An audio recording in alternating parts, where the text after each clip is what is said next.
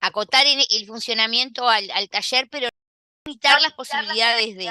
Y sobre todo lo que a mí realmente me gustaría es que las sentencias las lean todos, porque ahí está la riqueza. Si no leyeron las sentencias no van a saber de lo que se está hablando, así que les pido por favor, no son muy largas, no son, están seleccionadas, son casos que se entienden, y bueno, y la idea es que las lean. Todos tienen que leer las sentencias. Después hay un grupo que expone, después hay otras posibilidades si miraron las sentencias, para que les sea realmente útil el taller. Bien, dicho esto, Noelia, baja la mano, si es que ya está lo tuyo, porque seguís con la mano levantada. Entonces, seguimos. Ayer en esta presentación sobre compra-venta habíamos llegado, ¿se acuerdan que estamos viendo los elementos esenciales en el contrato de compra-venta? Vimos el problema de la capacidad, la legitimación, el tema del consentimiento, y ahora vamos a ir con el tema del objeto de la compra-venta. La compraventa como contrato bilateral, evidentemente, tiene obligaciones a cargo de las dos partes, el comprador y el vendedor, y entonces, como nacen obligaciones interdependientes, recíprocas, sinalagmáticas, cada una de esas obligaciones tiene un objeto o una prestación. ¿Tá? Si estamos analizando, por ejemplo, la obligación del vendedor, tenía una mano levantada, perdón que ahora veo que no está más. Profesora, sí, Eh, Braulio por eh, acá, buenas tardes. Braulio, ¿era un aporte? Tiene una pregunta A sobre la ver, clase anterior, si me puede aclarar. de la clase Eh, anterior, sí, si ya no, no pasa está. nada. No, porque te cuento, si me pongo a hablar de la clase anterior, o sea, cuando yo estoy en la clase y tienen dudas, me interrumpen, me ponen la mano, entran con el micrófono, porque viste que si voy para atrás estoy, no avanzo, no puedo ir. O sea, yo hoy preguntas de la clase de hoy, Braulio. Cualquier cosa pones Perfecto. en el foro de Eva y te aclaramos cualquier duda. Lo pones en Dale, Eva, ¿sí? dale, Sigo gracias. adelante entonces. La obligación del vendedor decía que era entregar la cosa. Entonces, obviamente, de acuerdo a lo que ustedes estudiaron en obligaciones acerca de lo que es el objeto de la obligación y el objeto del contrato, nosotros tenemos que, cuando hablamos de la cosa, nos referimos al bien. ¿Tá? ¿A qué artículo tenemos que ir? También lo vieron el año pasado. Bien o cosa, artículo 460, ¿tá? ¿Se acuerdan que es aquel que dice son bienes o cosas todo aquello que tiene una medida de valor y puede ser objeto de propiedad? Lo tienen por ahí el código como siempre. Entonces, evidentemente, la cosa, el bien puede ser corporal, puede ser incorporal, bien o cosa se manejan como sinónimos. Eh, Obviamente pueden ser objeto de la compraventa las cosas que están en el comercio de los hombres, esa es otra, acá vamos un poco con esa normativa que ustedes el año pasado cuando estudiaban el tema del objeto en general, en la teoría general del contrato ya lo vieron, eso está en el 1668. El objeto, evidentemente, es un objeto que tiene que estar determinado o ser determinable, ¿sí? Y acá viene esa cuestión que también se supone que la estudiaron cuando estudiaron clasificación de las obligaciones y vieron las obligaciones de género, tenés el tema de la cosa genérica, o sea, el género, la cosa es genérica, cuando evidentemente está solamente determinada en cuanto a su género. Obviamente en ese caso lo trascendente es que los riesgos, que se acuerdan que de los riesgos hablamos en la clase introductoria, porque después vamos a ir refiriéndonos a temas que se supone que ustedes ya estudiaron, los riesgos es cuando la cosa perece sin responsabilidad. Entonces los riesgos evidentemente son siempre para el vendedor, porque ese tipo de cosas el vendedor no puede decir, no la puedo entregar porque hubo un problema de riesgos, porque siempre hay todo un género para poder de ahí seleccionar el bien que va a entregar.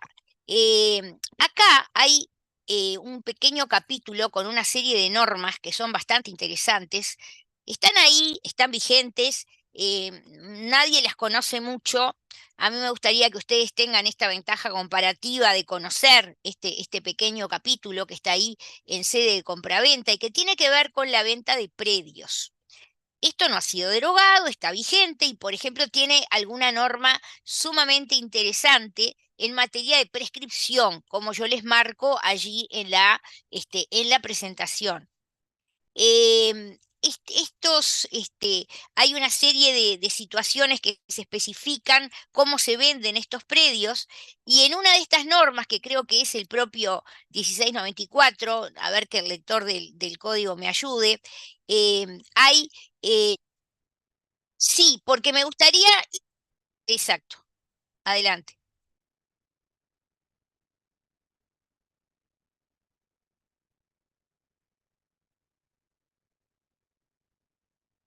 Ahí está. Entonces, les cuento, yo una vez tuve un caso de estos, que era muy interesante, porque había un problema de diferencias, este, diferencias en cuanto a, vamos a decir, a las medidas del predio. O sea, en realidad era como un apartamento, se había vendido un apartamento, y verdaderamente había un defecto en cuanto a las medidas, al punto que en el lugar que era destinado a la cocina, ¿sí? Era tan pequeño que no entraba una heladera estándar, una cosa, ustedes dirán, bueno, hay heladeras de distintos tamaños, perfecto, pero no, o sea, uno en general sabe que en una cocina no, como heladera no va a poner un pequeño frigobar chiquito como ese que hay en los hoteles a veces, ¿no? Chiquitito, o sea, esa no es la idea. La idea es una heladera estándar. Tampoco esas heladeras que tienen doble puerta y que son una cosa gigantesca. Bueno, la cuestión es que en definitiva yo me acuerdo que en ese caso lo que terminé resolviendo es que no era aplicable, porque en realidad había que mirar bien cuál era el contrato o la naturaleza del contrato. Y en mi concepto no se trataba de una compra-venta de esta normativa del 1661 y siguiente, sino que en realidad era una promesa de compraventa, ¿sí? Así estaba planteado. Entonces, evidentemente, este pequeño capítulo que va del 1691 al 1694 no puede extenderse, digamos, por analogía a otra figura contractual, como puede ser la promesa de enajenación de inmuebles a plazo, que tiene su propio régimen jurídico, que ya lo vamos a estudiar, está en la ley 8733. Les comento simplemente como un dato porque a mí siempre me gusta no solamente plantear la teoría, que es muy importante, y sobre todo que conozcan, como insiste el profesor Cafera, como insiste en la cátedra y como también lo hacía Gamarra, o sea, tenemos que conocer en primer término el derecho positivo. O sea, el derecho positivo es fundamental. Nosotros acá no tenemos un derecho de creación, ni nadie pretende que sea de creación jurisprudencial. El juez se basa en el derecho positivo, acá tenemos el derecho positivo, y hay allí una serie de acciones que son interesantes, pero que para ese tipo de acciones concretas, en ese tipo de situaciones que tiene que ver con la venta de predios, hay un régimen de prescripción muy especial, que es distinta de todas, porque no es ni la de 30 años, ni son las abreviadas, ni son las de la responsabilidad extracontractual de 4 años, sino que acá hay una prescripción para estas acciones de 1 año, y establece exactamente cómo es que se cuenta ese término de prescripción. Bueno, finalmente, como era con carácter general y como lo estudiaron en obligaciones cuando hablaban del objeto, el objeto tiene que ser posible, tiene que tener existencia, y acá viene el tema de existencia actual o futura. ¿Por qué importa esto? Esto importa porque viene el tema de la venta de cosa futura. Entonces acá le voy a pedir al lector, Brum, por favor, si nos podés leer el artículo 1671.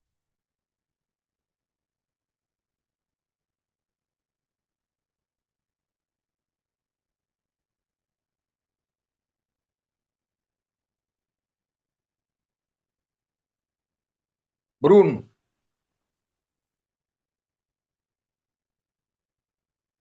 A mí me da la impresión que estás leyendo el 71. 1672.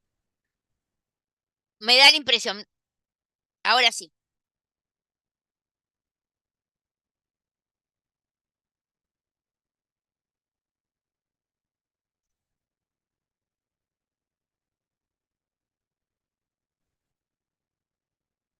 perfecto. Ahí remite a otro artículo. Ahora, ¿qué pasa acá de nuevo? O sea, ¿se acuerdan que yo les dije que muchas veces Gamarra iba a recurrir a esa idea que él plantea y que desde la primera clase alguno de nuestros compañeros le inquietaba o lo planteó, que es el famoso tema del contrato en Formación progresiva. formación, la formación Sí, fui yo, progresiva del profesora, contrato. disculpen. Fuiste vos, no, me encanta, me encanta Eso Santiago. siempre me quedó cuando leí eso, lo de condición suspensiva y que se Bueno, perfeccionaba con el progreso ahí de está. la formación del Y acá contrato. acá hay todo un tema de lógica, todo un tema en que Gamarra realmente hace un aporte que a mí me parece muy interesante y que tiene que ver con la teoría general del contrato y del negocio jurídico. Por ejemplo, de nuevo, separar qué es eso de la condición. Es decir, acá básicamente el propio legislador está, vamos a decir, haciendo una especie de dogmática, porque él dice que si la cosa no existe, pero se espera que exista, se va a entender como que el contrato se realiza bajo la condición, evidentemente suspensiva, porque no podría ser otra, de que esa cosa, objeto de la obligación del vendedor, llegue a existir. O sea, y eso dice el legislador. Entonces, claro, acá tenés uno de esos temas donde es bravo Claro, para los que defienden el texto legal y dicen, bueno, yo tengo un texto legal que me dice algo y me dice que este contrato hay que entenderlo hecho bajo condición de que la cosa llegue a existir. ¿Está? Entonces, ya te doy la palabra, Brun, déjame terminar esta pequeña explicación. ¿Qué pasa? ¿Puede entonces, porque cuando nosotros estudiamos esos elementos del negocio jurídico, separamos aquello de elementos esenciales, de los elementos naturales, de los elementos accidentales, ¿está? Claramente la condición entra en los accidentales, es decir, son aquellos que no están en el tipo y que ingresan al tipo porque las partes los establecen en ejercicio de la autonomía de la voluntad. pero no así el Ahora, objeto. claro, pero el objeto, un objeto, en este caso el objeto de la Es obligación del elemental. vendedor, que es la propia cosa, lo que él tiene que entregar. La obligación es la prestación es la entrega, pero el objeto es la cosa porque lo que él entrega es una cosa. Entonces, ¿qué dice Gamarra? No puede considerarse un elemento esencial como lo es el objeto como un elemento accidental. No, son dos cosas que no pueden admitirse. O sea, los elementos no pueden ser a la vez esencial y accidental, ¿tá? O esencial y natural, eventualmente, ¿no? Eh, por eso, ¿él qué dice? Dice, no, yo no estoy de acuerdo con esta teoría de que este negocio de venta de cosa futura que se admite expresamente. Miren que acá a lo largo si vamos a hacer una idea transversal de qué pasa con los negocios sobre eh, bienes futuros, hay toda una cosa interesantísima. Ya vamos a ver en donación cómo vamos a tener un principio opuesto y sin embargo en algún caso se vuelve a la teoría general. O sea, esto en distintos contratos es de distinta manera. Nosotros cuando vimos el objeto en general sabíamos que el objeto tiene que existir al tiempo del contrato, más allá de que se admite que el objeto sea futuro, y esta hipótesis que plantea esta teoría que estableció el legislador, Gamarra la criticaba. Primero porque para Gamarra el legislador no puede hacer dogmática y no se puede afiliar a una posición. ¿Tá?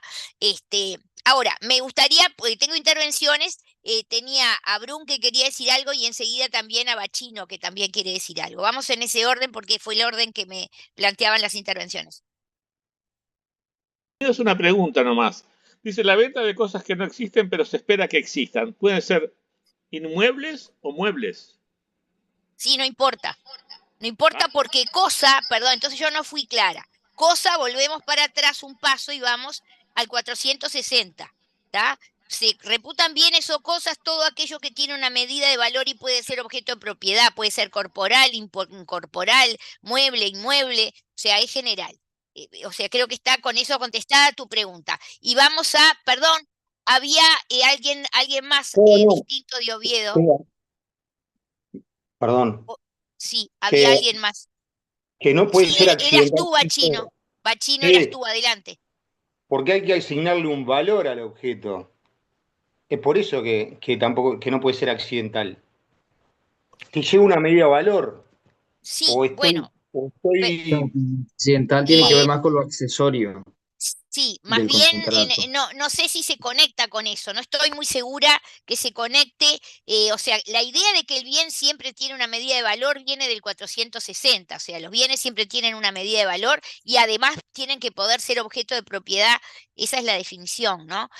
Ahora, eso no sé si tiene, digamos, una conexión con cualquiera de todas las posibilidades que tenemos, o sea, de que sea como un elemento esencial. Lo que sí sabemos, porque eso lo va a decir ahora el 1672, que ya lo vamos a ver, que el objeto no puede faltar.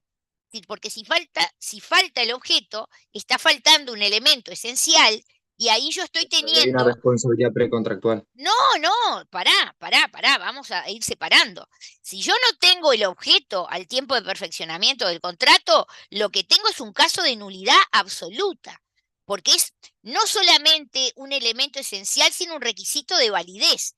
Y no puede haber un negocio, en este caso la compraventa, si no hay el objeto. Ese contrato es nulo. ¿Dónde va a aparecer la responsabilidad? Puede haber, ya la vamos a ver. Si, por Claro, ejemplo, el sí tenía vendedor conocimiento. está vendiendo Ujú. a sabiendas de que la cosa no existía, que yo siempre digo el mismo chiste, si te vendí el Titanic, bueno, evidentemente yo sabía que el Titanic se hundió, capaz que vos no sabés, pero ahí hay todo un castigo para mí, lo vamos a ver, pero eso viene en el 1672. Ahora estamos con el 1671, que es este problema de la cosa futura. Tengo a Oviedo primero y después a Paula Elduayen. Adelante. Sí, medio que creo que lo pasó por arriba, lo explicó cuando estaba comentando lo que mencionaba el compañero, pero quería saber cuál sería la diferencia, ¿no?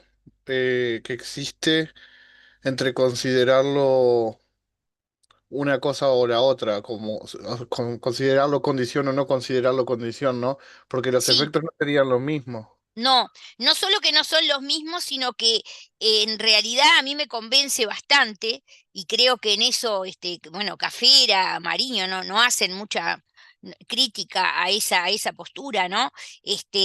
No es, obviamente, una cosa es la condición como un evento futuro incierto del cual en este caso se va a hacer nacer el derecho, y otra cosa es un elemento esencial, sin el cual en realidad el negocio no puede existir. Ahora, ¿qué pasa? Es cierto, el negocio no puede existir, pero resulta que al tiempo de perfeccionamiento el objeto no está.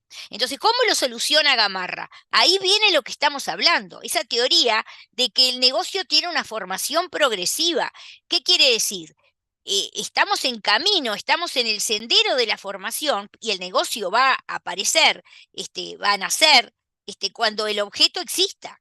Esa es la idea y la gran diferencia. O sea, Peirano también en su momento era una opinión de gran autoridad, decía, bueno, perdón, Peirano dice lo que dice el código, porque vamos a no negarlo, el código es clarito, ¿no? Recién lo leímos el Ya artículo. no ¿Qué sería dice el más artículo? civilista. No, no es civilista Digo, o no civilista, el tema es qué es lo que digo dice el por la postura de legislador. Gamarra. Claro. Claro, ¿qué es lo que dice el legislador? El legislador dijo eso, pero el problema de lo que se pregunta Gamarra es, ¿un elemento accidental puede hacerse tal o puede referir a algo que al mismo tiempo es un elemento esencial o es incompatible? ¿Tá? Eso es lo que dice Gamarra. Para Gamarra, como es incompatible, la única solución que queda es su idea de que acá lo que tenemos es un negocio en formación.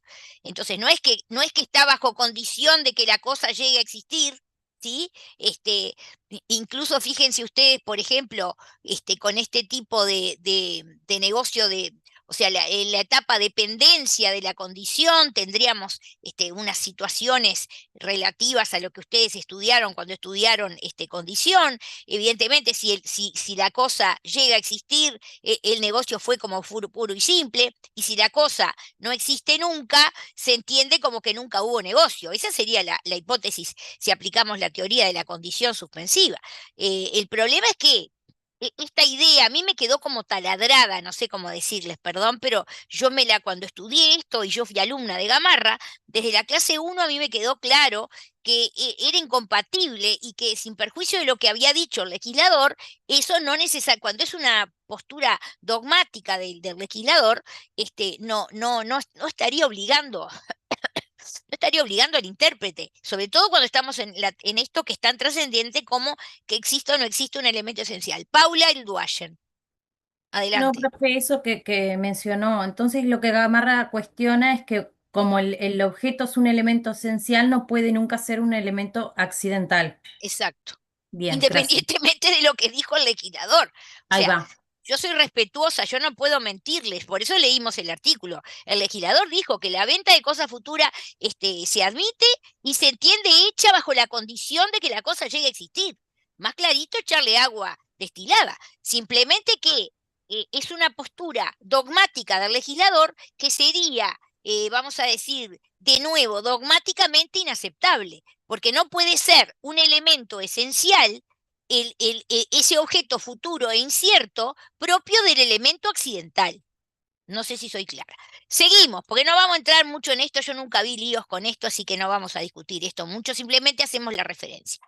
Ahora, ¿y qué pasa cuando el tema de la venta de la suerte, qué es lo de la venta de la suerte, y los ejemplos, ¿no? Muy, muy divertidos, que dice, bueno, yo te compro todo lo que saques de cuando tirás la red, ¿no? Es decir, vos tirás la red y Claro, todo lo que saques cuando tirás la red yo es te lo un, compro. un ejemplo así, profe, que se ve mucho, totalmente cierto, el de la Ese pesca, es, por ejemplo. Yo te doy sí, $500 por lo que compres, perdón, por lo que saques en la pesca de mañana. Entonces de estoy corriendo a mañana, mi suerte. En realidad, yo que te estoy exacto. comprando, estoy corriendo a mi suerte de que saques abundante más de $500 en valor o menos, pero O corro mi unos suerte. zapatos y unas bolsas de nylon y cualquier porquería que lamentablemente a veces las aguas hoy en día por la contaminación están llenas de porquerías. Entonces, bueno, se plantea eso y ahí lo mismo, la cuestión, bueno, cuando hay ¿se acuerdan que el contrato cuando era conmutativo, el oneroso era conmutativo o aleatorio, y el aleatorio era el que consiste en la contingencia incierta de ganancia o pérdida, que en general se asocia, para ser clara, los vamos a ver y nos vamos a divertir con eso. En general, seguramente tendremos la suerte de que dé clase la profesora Dalí Sastre, creo yo, que da unas clases preciosas sobre este tema. El ejemplo típico ahí es el contrato de juego o apuesta, por decir algo, ¿no? Bueno, y ahí se maneja con ese criterio y bueno, y tampoco da para mucho esto, pero con mucho gusto contesto las preguntas. Tengo a Manuel Pereira, a Franco Rodríguez. Adelante, por favor, con las preguntas. No, no, justamente que usted decía, sí, se asocia lo que es el juego. Digo, uno sabe el valor que tiene, pero no Pero hay tiene, una contingencia incierta de ganancia o pérdida. exacto, no sabe Claro. cuánto va a ganar en el futuro en el caso de poder ganarlo, Igual ¿no? les digo que también hay un contrato mucho más serio, porque parece que juego y apuesta estamos en una cosa un poco más lúdica, pero el seguro, por ejemplo, es también un contrato aleatorio en muchos aspectos. Franco, Maximiliano Rodríguez, adelante. Un comentario que hace Gamarra, profesora, y Sí, que vale la pena quizás destacar de este artículo, es que se consideran cosas, o sea, que no existen, también cosas que sí existen, como usted mismo decía, ¿no? Como los peces y como la caza. Es decir, lo que claro. pasa en ese caso es que la persona no los cazó, no los pescó todavía. Exacto, ¿Sí? exacto, Entonces exacto. hay Bueno, un problemita también en la redacción, ¿verdad? te agradezco mucho con eso, porque por ejemplo, también ahí vamos a ver un tema del tema de los frutos cuando están todavía en el árbol, pero no se separaron, o sea, y ahí aparece ese tema, incluso vamos a tener oportunidad de volver sobre esto en donación, donde hay alguna otra consideración, pero no quiero, digamos, meterme en eso porque lo veremos en donación. Acá una cosa que quede clara es más o menos el tenor del 1671. Dos intervenciones más y sigo para adelante. Creo que estaba Rocío Antunes, pero creo que había alguien más que quería intervenir antes, que ahora no los veo. Estaba Sí, Gino antes, profe. Adelante. la pregunta mía era si en la compra de un título o valor se pasa algo similar a lo que estamos hablando. No, escúchame, el ¿no? tema de la transferencia de títulos valores tiene, digamos, algún tipo de particularidad que la van a estudiar en comercial. Por ejemplo, vamos a ver que hay distintas figuras, que por ejemplo puede ser el endoso, otro tipo de situaciones que Ah, no es lo que disculpe, estamos disculpe, acá profesora. considerando. Digo, acá estamos en la compraventa común y corriente, la compraventa de lo que decimos, te compro el libro, te compro el vestido o te compro un bien inmueble, ese tipo de cosas. Y estamos en cuál ese objeto es presente o es futuro. Y ahí por eso está muy bien lo que me planteaban con las cosas que existen, pero todavía no están, vamos a decir, el fruto pendiente, por ejemplo, ¿es presente o es futuro? Bueno, ahí se maneja la idea de que en realidad, si bien es presente, en realidad es futuro, porque recién va a ser tal cuando se separa. Porque otra cosa es comprar el bien con el árbol y el tema, una cosa es el árbol, otra cosa son los frutos del árbol. Y eso, ¿saben dónde lo vamos a ver bastante interesante? Cuando hay un problema, por ejemplo, de prenda, cuando hay un problema de una garantía, hasta dónde llega la garantía, lo vamos a ver. Pero digo, en principio me encanta que proyecten, pero acá vamos a una cosa más sencillita que es la compraventa. ¿Está? Intercambio de cosa por precio, 1661, estamos en eso. Seguimos. El objeto debe existir al tiempo de la venta. Y acá estamos en lo que veníamos hablando y se había adelantado un poco Brun, que había empezado a leer este artículo. Este artículo es muy importante, este 1672, porque lo vamos a leer y vamos allí a ver varias cosas que son interesantes. El 1672, ahora sí, Brun, por favor, léelo. Todo.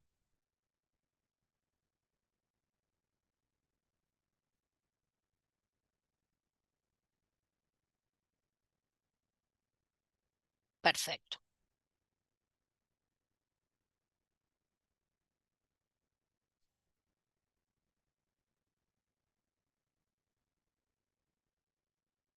Perfecto. Y ahí viene una cosa, perdón, y acá viene una cosa importante que se vincula con algo que dijimos recién, ¿está? El que vende a sabiendas de que el objeto no existía al tiempo del contrato. Entonces ahora le empecé a leer ahí. En uno y otro caso,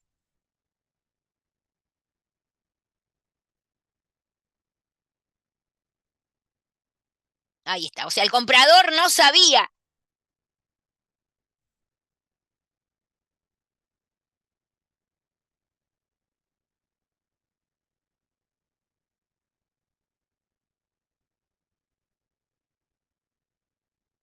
Sí, al revés. O sea, ahí te pone del otro lado, o sea, al revés. El que está de mala fe y sabe es el comprador y no el vendedor. Pero entonces, están todas las hipótesis acá, y este artículo es muy interesante porque acá se dan, ¿se acuerdan cuando hablamos de lo lícito y lo ilícito? Y básicamente cuando hablamos de la validez, cuando hablamos de la nulidad y cuando hablamos de la ilicitud, ¿sí? Bueno, lo primero, el contrato es válido cuando tiene el objeto al tiempo del perfeccionamiento. Eso hace que se cumpla con el modelo legal, porque en el modelo legal de la compraventa el objeto tiene que existir al tiempo de la venta. Independientemente de lo que vimos recién con la cosa futura, ¿no? Acá estamos en la hipótesis de existir al tiempo de la venta. Yo tengo un contrato que se ajusta al modelo legal porque tiene los elementos esenciales. ¿Tiene objeto? Sí, tiene objeto. ¿Existe el objeto? Sí, existe el objeto. Contrato válido, perfecto. Segunda hipótesis, no existe el objeto al tiempo de la venta, falta el objeto. Pero no porque sea una venta de cosa futura, porque por eso aclara el legislador. No es una cosa que no existe, pero se espera que va a existir. Que eso lo resolvió Claro, de a la repente no manera que existe lo porque pereció. no existe exactamente, porque pereció, porque, en fin, porque no existe. También podría ser que se sacó del comercio de los hombres, ¿no? No está el objeto al tiempo del perfeccionamiento del contrato. Entonces, ¿cuál es la consecuencia ahí? Falta un elemento esencial, no se ajusta el contrato ese Nulidad al absoluta. modelo legal, nulidad absoluta además, absoluta, no se ajusta al modelo No es legal. subsanable. No es subsanable, no es subsanable. Y como vos decís, se perdió, se sacó, es decir, no es después vuelve, no vuelve. Nulidad. Tercera hipótesis, cuando además de nulo porque no deja de ser nulo, pero aparece el fenómeno de la ilicitud. ¿En qué consiste? Vamos a verla en el ámbito de la esfera del vendedor para hacerlo más claro. La ilicitud está cuando el vendedor, además, está vendiendo a sabiendas de que el objeto no existe. Entonces ahí, además del problema de la nulidad, hay un problema de ilicitud porque el legislador va a asociar una sanción. ¿Se acuerdan que yo siempre les decía en responsabilidad que la prueba del 9 para ver si tenemos ilicitud es ver si el ordenamiento jurídico asocia a ese tipo de comportamiento una sanción? Y acá se asocia una sanción. Entonces yo tengo el tema de la ilicitud. Como ven, en una misma norma pueden estar analizadas las distintas hipótesis posibles. Y ahora vamos con las preguntas. Franco Rodríguez. No, que una cosa también a destacar de este artículo es que el propio Gamarra inclusive dice que para ser más precisos no habría que declarar la nulidad absoluta, sino que él dice el contrato no se forma, ¿no? Lo dice en el tomo 3. Entonces, él parece adherir a la tesis de Cafaro y Carneri de la inexistencia, más que su teoría mismo de la nulidad absoluta, ¿verdad? Y lo Bueno, dice a texto expreso en el tomo 3. en el tomo 3, en realidad el tomo S3, volumen 1, si no me equivoco, Gamarra obviamente lo escribe muchísimo antes de los estudios de Cafaro y Carnelli. Fíjate que ese tomo es de aproximadamente 1960, 60 y pico, ¿está?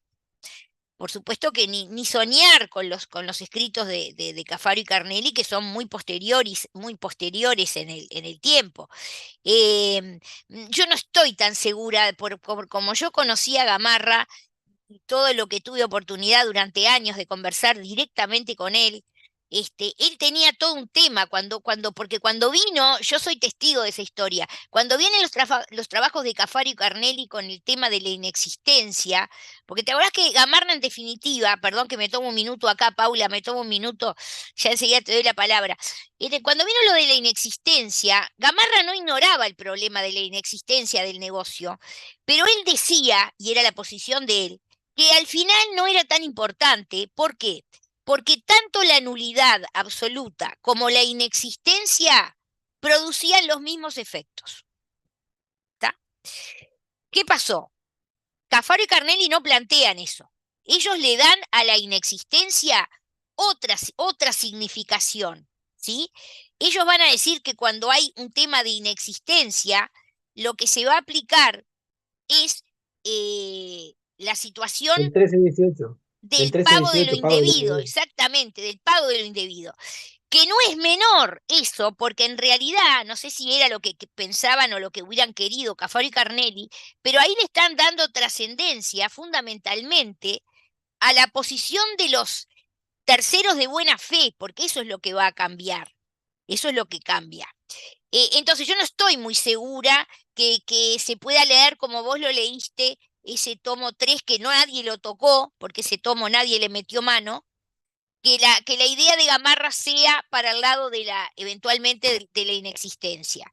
Yo, más bien, conociéndolo y de acuerdo a lo que yo vi con él, él estaba muy aferrado a su teoría de la nulidad absoluta y del significado que tiene básicamente en el artículo 1561. O sea, acá hay que irnos al capítulo de nulidades y ver qué pasa con la nulidad respecto de las partes y qué pasa con la declaración de nulidad respecto de los terceros. Que ahí es el problema de qué pasa con los terceros de buena fe.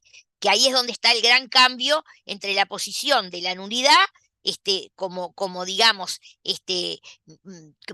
como dice el 1561, y la posición de Cafaro y Carnelli, que más bien llevan a que la inexistencia lleva a la aplicación de la teoría del pago de lo indebido, que es diferente.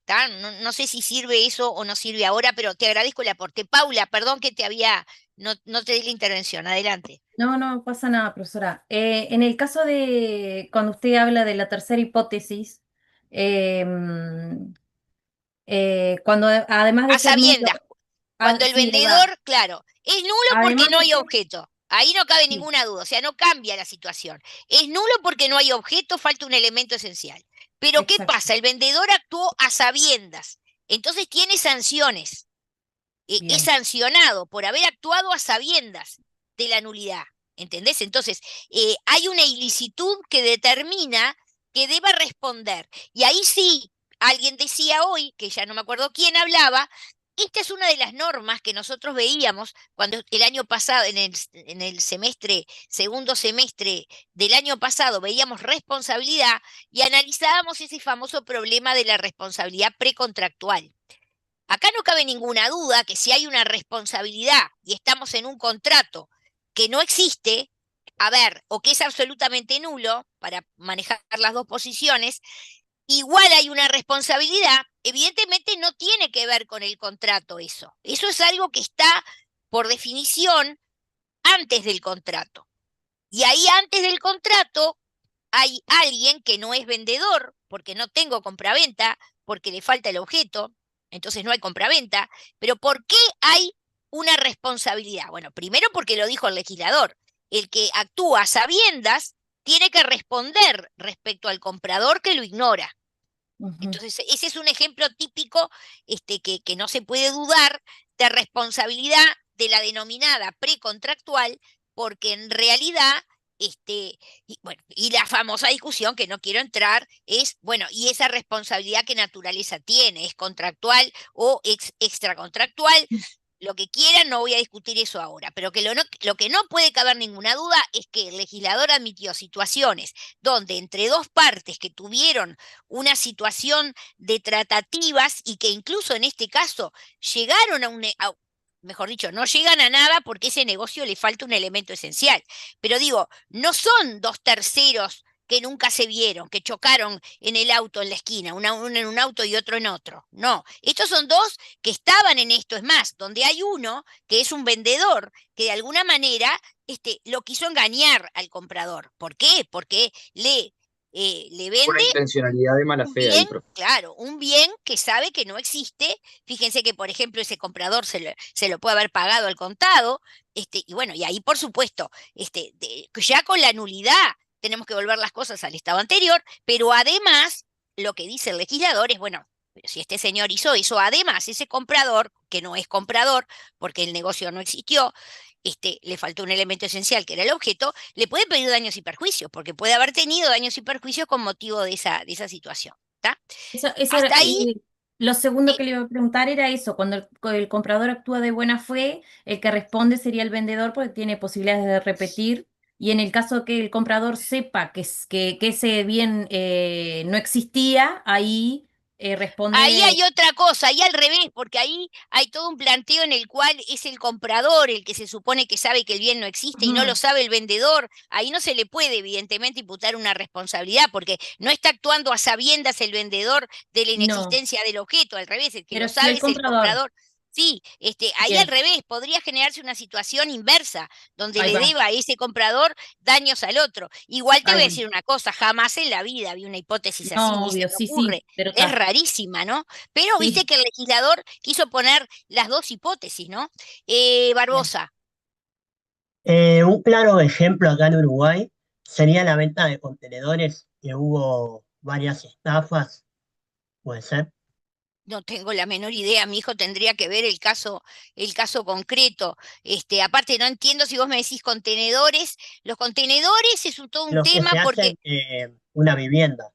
ah, bueno, eso es otra cosa. Para un poquito, eso es otra cosa. Entonces no es venta de contenedores, porque los contenedores es simplemente una manera, una manera de colocar mercadería que se importa o que se exporta. Eso genera toda una cantidad, y hay cantidad de juicios cuando se va a abrir un contenedor y se ve que, por ejemplo, la mercadería está dañada, o se va a abrir un contenedor y falta mercadería. Ahí hay todo miles de juicios de esos.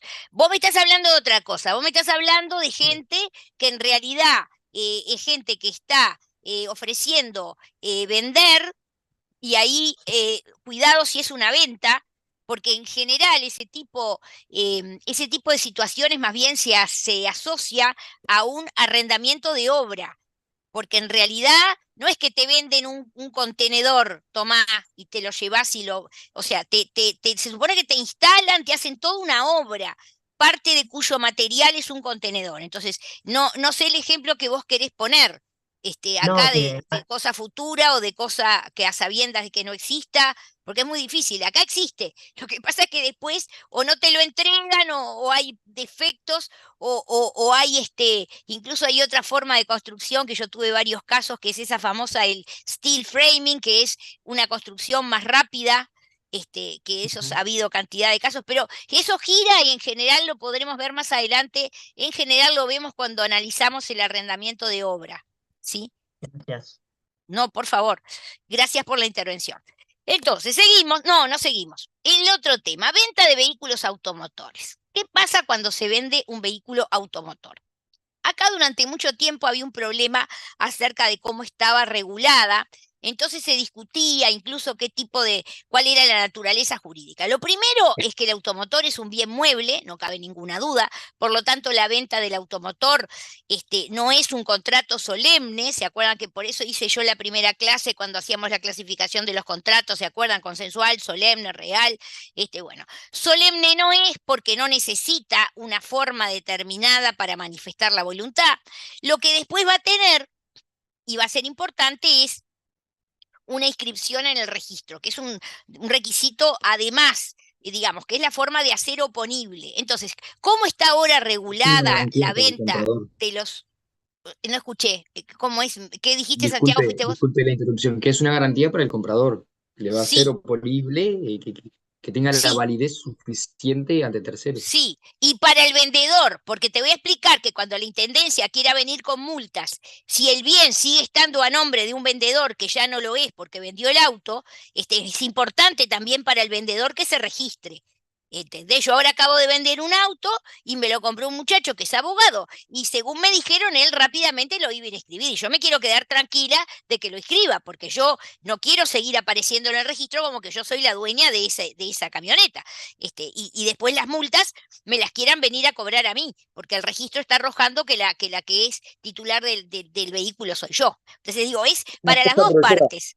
Es muy una cosa es la importante. libreta y otra es el título. Son dos cosas distintas. Son dos cosas distintas, pero el registro, digamos, la importancia del registro es que en definitiva lo hace oponible y también permite que se separe, o sea, se va de esa temática el vendedor. Es decir, el vendedor queda claro que ya no tiene que ver con ese bien y en el caso de los automotores, como se pueden generar este tipo de situaciones, entonces simplemente leo lo que dice acá.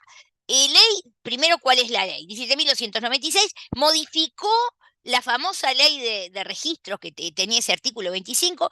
El contrato se perfecciona por el acuerdo de voluntades, requiere tradición e inscripción para hacer oponible el derecho de propiedad, el cual, y esa inscripción no es constitutiva, por supuesto, sino que simplemente declarativa. Ahora sí, le doy lugar a todas las intervenciones. Está Paula y no sé si había alguien más. Profe, ¿hay alguna forma de que, porque en ese lugar, en ese momento, el vendedor está como sujeto a que el comprador haga el registro? ¿Hay alguna forma de que eso No, suceda? lo puede No, hacer también el vendedor. El vendedor, cuando se hace en general, se hace por escrito, el vendedor también tiene un instrumento que está acreditando, que está instrumentando esa venta, y él también puede hacer el trámite. Lo mismo que lo puede plantear también en la intendencia. En general lo hace el comprador, pero al revés, a veces hay compradores que a propósito no lo quieren por hacer eso. para que la situación quede como les estoy contando, ¿no? Bien. Pero bueno, son cosas puntuales, hay varios casos interesantes, creo que tenemos un caso de una sentencia de hace poco del tribunal, no miré con Hillary los casos que va a poner de estas cosas, no sé si no hay alguna de estas sentencias, después vemos. Eso oportunamente daremos los casos para el taller. Seguimos. Vamos a ver la otra obligación, es decir, hasta ahora estábamos con la obligación del vendedor, que es entregar la cosa. Muy bien. Y la del comprador. Bueno, la obligación del comprador es pagar el precio. Entonces, el precio es, digamos, el objeto de la obligación del comprador. ¿Tá? ¿Qué pasa con ese precio? ¿Cómo es ese precio? Bueno, Precio obviamente que en dinero. puede ser en dinero, total o parcialmente, y ahí ya viene una cosa muy interesante, que tenemos algunos casos de jurisprudencia. Tenía una mano, era sobre esto, perdón, porque ya veo que no la veo más. Era un aporte, tenía una mano recién y se me fue. Perdón, pues no Rocío. los quiero. Rocío era. Gracias, Johnny. Hola, Esta vez perdón no, que no los profe. veo a mi equipo. Rocío, ¿tenías algo No, para no era decir? yo esta vez. Esta vez no era yo. Hoy la duda que tenía me la respondió usted porque estaba pensando en si Ah, el está, objeto era ok. futuro o no. Ok, ok. Entonces sigo para adelante. Entonces, el objeto de la obligación del comprador es el pago. El precio es en dinero total o parcialmente. Y acá viene una cosa interesantísima que es distinguir, bueno, si es parte en un bien y parte en dinero, ¿cómo hacemos la distinción con un contrato que vamos a ver que es la permuta? Tenía, está Santiago, había alguien que levantó la mano antes que ustedes dos. No, no sé quién era. Si no le doy la palabra a Federico, porque tanto Santiago como Bruno. Federico Álvarez, te escucho. Buenas noches. No, que Hola, en ese caso tiene que, no puedes sumar, digamos, más de la mitad del precio, del no precio puede. pactado, el bien para que no se confunda, digamos, con esa permuta. Bueno, vamos a ver eso, ¿no? Vamos a ver. Y es así. O sea que yo tengo que Pero mirar a ver consulta, si es más plata o menos plata. Tengo que estar mirando ¿y la eso. intención Perdón, manifiesta yo de la quisiera, contratación? vamos a hacer una cosa, si me permiten, por favor. Le damos la palabra a Brum para que, como siempre, antes que nada y primero que todo, nos lea el 1662. Vamos a leerlo primero. Y ahí después, sí,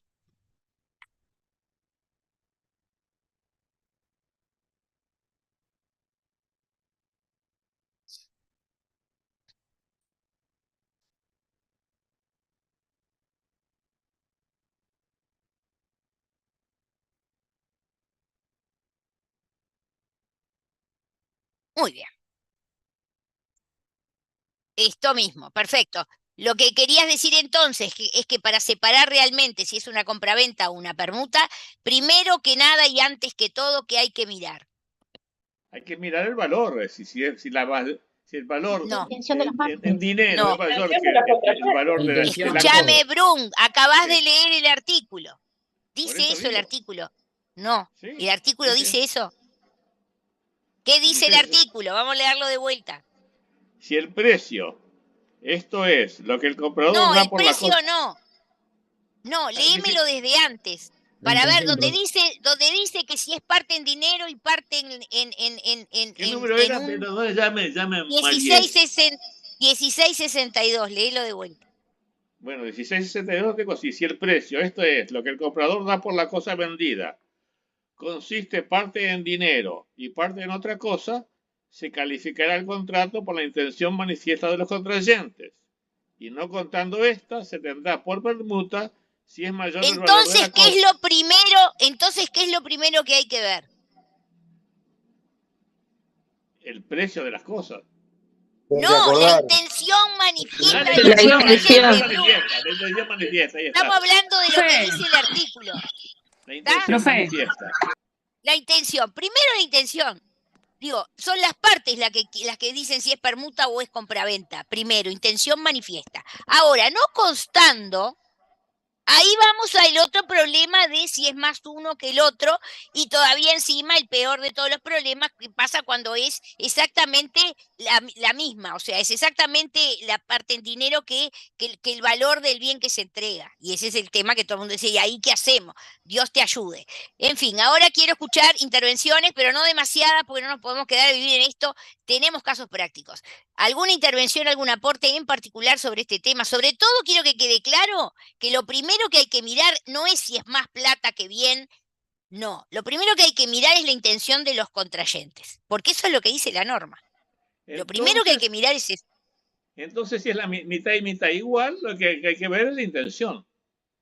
Claro, y el problema es que no conste la intención. Que no conste. ¿Entendés Ahí lo que te tiramos la digo? moneda. Bueno, yo tuve por ejemplo, dentro de los miles de casos que tuve, hay uno muy interesante donde, por ejemplo, el problema que había es que una de las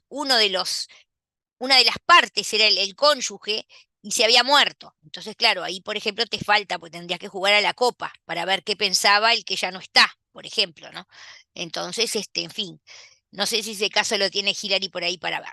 Bien, dicho esto, vayan, igual volveremos, como dicen la cosa en la política, volveremos, dicen en la política a veces, porque vamos a ver permuta, y cuando veamos permuta, otra vez lo primero que vamos a ver, como está regulada la permuta, es cuándo es permuta y no es compraventa. Así que me quedo tranquila que sobre este tema vamos a volver, pero por lo menos ya nos va quedando claro lo que dice el 1662. Segundo problema.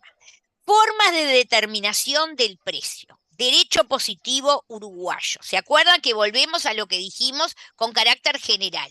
El objeto, en este caso el precio, tiene que estar determinado o ser determinable, como con carácter general para cualquier objeto. ¿Qué pasa con el precio? ¿Tá? ¿Cuáles son esas formas de Tiene que tener una unidad de determinación? medida. Ahí está, o sea, las formas en que se puede establecer, si lo puede establecer un tercero o no lo puede establecer un tercero, qué pasa si se establece si se dice que lo va a establecer un tercero y ese tercero después no lo quiere establecer o no lo puede establecer, qué pasa con el contrato. Acá tenemos que leer. Y vamos a leer el 1666 y el 1667 para enterarnos cómo Narvaja resolvió este problema de la determinación del precio en el contrato de compraventa. ¿Te animás, Bruma, a leer los ¿Cómo no? 1666 El primero? artículo 1666. El precio debe ser determinado por los contrayentes y en ningún caso por uno solo de ellos. Podrá hacerse la determinación del precio por cualesquiera medios o indicaciones que lo fijen. Si se trata de cosas fungibles y se vende al corriente de plaza, se entenderá el día de la entrega a menos de expresarse otra cosa. Y el 1667 dice, también podrá dejarse el precio al arbitrio de tercera persona determinada. Si ésta no quisiere o no pudiere señalarlo, no habrá venta. En caso de señalar el precio, quedará fijado irrevocablemente. Perfecto. Ahora, esto es muy interesante, en particular lo que dice el 1667, porque acá van a tener, y es importante que lo tengan en cuenta, una diferencia entre la normativa del derecho civil y la normativa del derecho comercial, ¿sí? Existe una compraventa civil, pero también existe una compraventa comercial, que es aquella que tiene las características propias de un acto de comercio, que se da entre comerciantes, que tiene incluso, hasta desde el punto de vista de la causa, alguna particularidad, porque se supone que se da en el curso ordinario de los actos de comercio. Evidentemente el que tiene un establecimiento comercial, básicamente la base de la existencia de ese establecimiento comercial es la venta de los productos y por supuesto y la compra que realizan los terceros. Y eso es importante porque en esto de la determinación del precio por un tercero, si la compraventa es comercial, no pasa como en la compraventa civil, que dice clarito que si el tercero no quiere o no puede fijar el precio, no habrá venta. Si la compraventa es comercial y pasa lo mismo,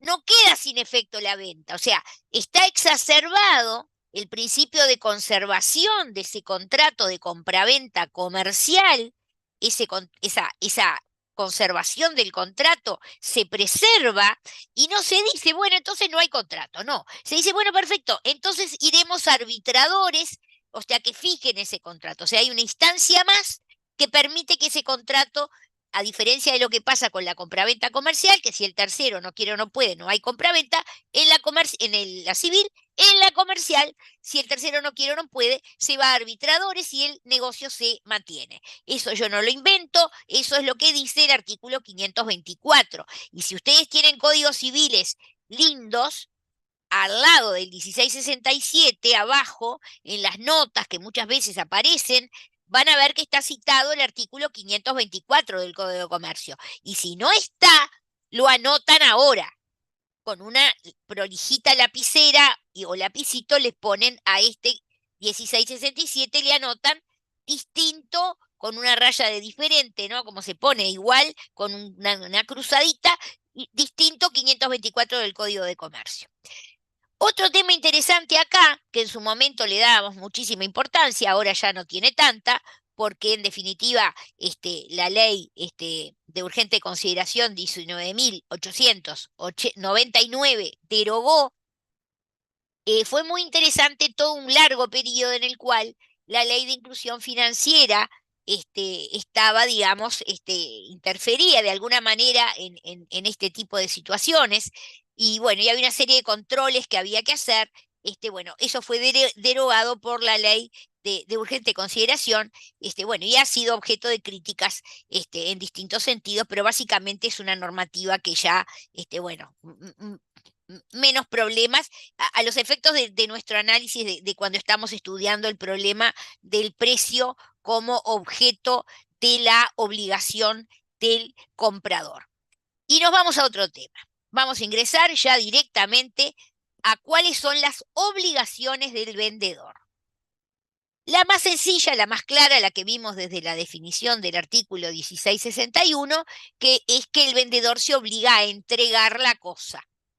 ¿Se acuerdan que si queríamos que además el vendedor estuviera obligado a transferir la propiedad, había que incluir una cláusula de título perfecto? O sea, establecer que el vendedor, además de estar obligado a entregar la cosa, se obliga a transferir la propiedad. Ahora, está además el problema del saneamiento, pero con una particularidad. En realidad el saneamiento, nosotros vamos a llegar a la conclusión de que no es una obligación del vendedor, sino que vamos a estar en un concepto diferente de los que ustedes estudiaron a principios de obligaciones, cuando estudiaban la obligación, la situación del derecho potestativo, la situación de la carga, la situación de la garantía, es otra cosa, no es una obligación. Entonces teníamos intervenciones, había una que se me fue y ahora tenemos a Aarón García y Agustina Figueredo. Santiago, vos querías decir algo, estabas hoy, ¿querés decir algo? Que estabas antes que los chicos. Sí.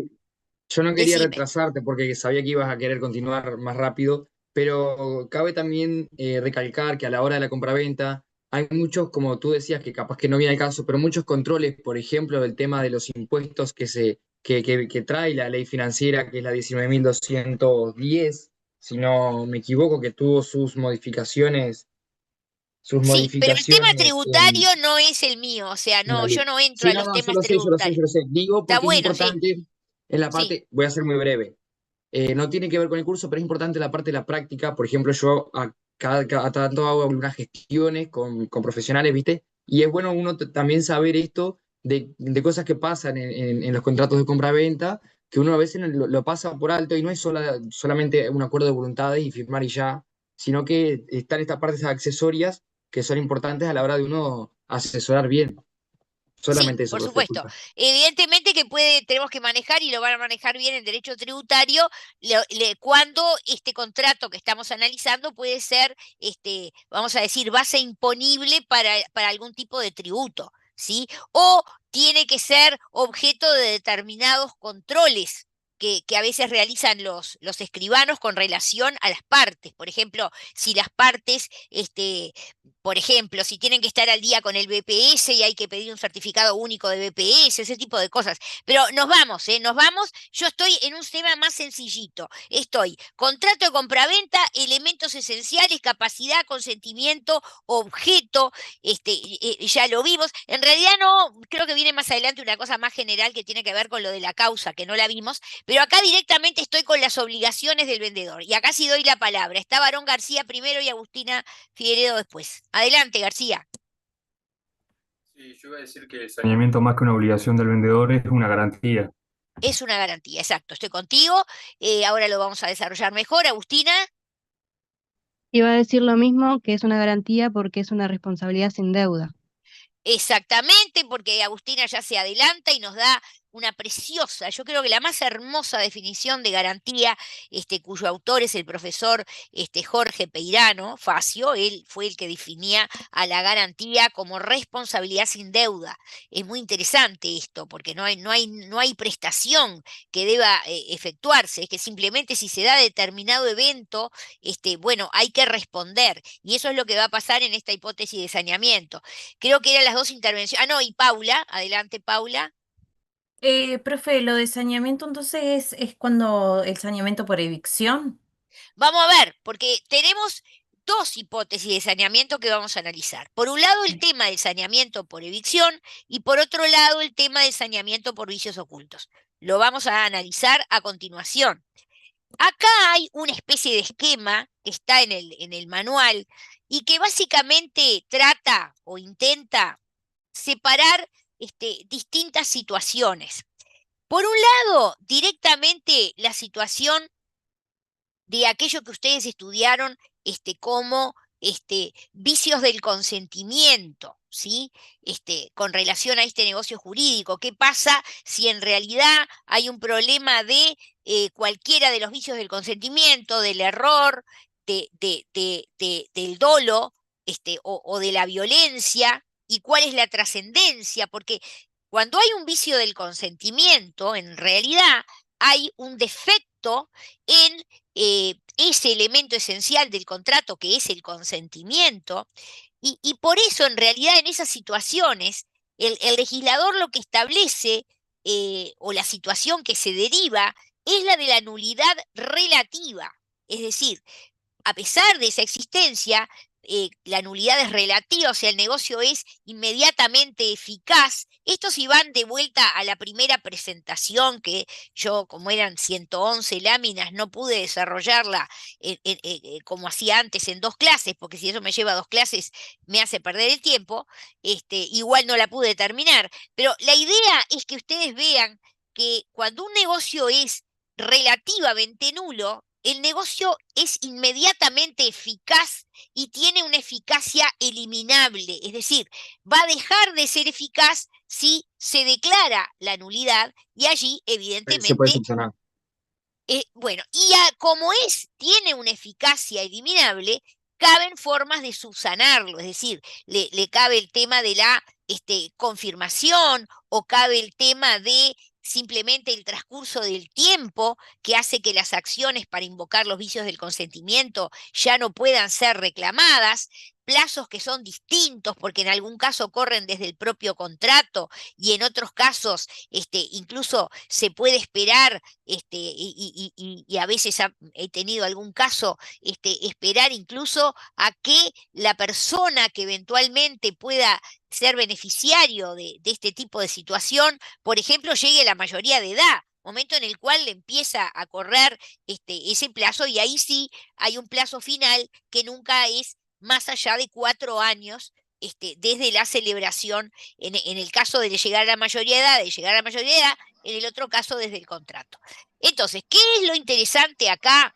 Que ese tipo de situaciones no tienen nada que ver con otro fenómeno que fue, vamos a decir, el eje de nuestro curso de responsabilidad civil, cuando analizábamos la responsabilidad contractual y cuando pensábamos en situaciones donde en el antecedente hay obligaciones que tienen por fuente el contrato, porque también sabemos que hay obligaciones legales, pero cuando en la fuente de la obligación está el contrato. El año pasado nosotros estudiamos en el centro el famoso problema del incumplimiento contractual.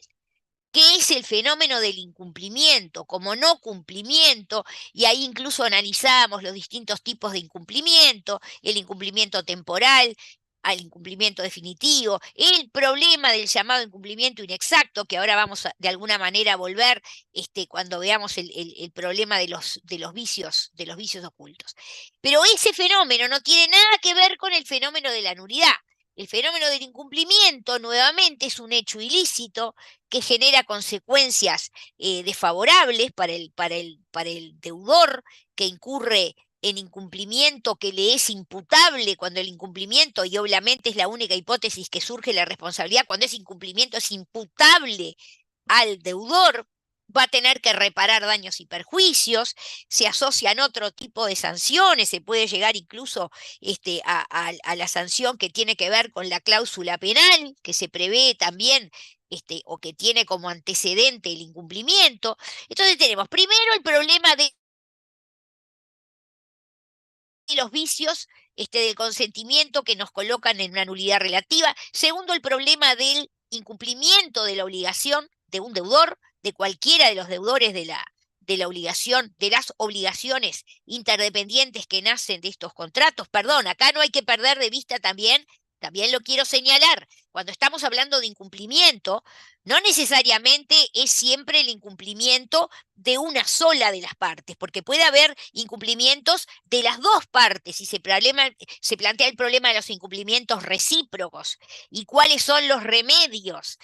Ayer, por ejemplo, repasaba un trabajo excelente del profesor de Cores, que no sé si lo tenemos subido, pero yo creo que sí lo teníamos en responsabilidad, donde él analiza cuando hay acciones en que, por ejemplo, un acreedor reclama la resolución por incumplimiento de un contrato, incumplimiento que le imputa a su contraparte, o acreedor, pero del otro lado, ese deudor, que también es acreedor, porque acuérdense que el contrato es bilateral, tengo dos acreedores, dos deudores, ese otro acreedor que está demandado en su calidad de deudor y se le está imputando un incumplimiento, ese otro acreedor reconviene por la resolución del contrato diciendo que en realidad se trata de un incumplimiento de la otra parte. Entonces tenemos dos acciones en un mismo proceso, demanda y reconvención de resolución de contrato.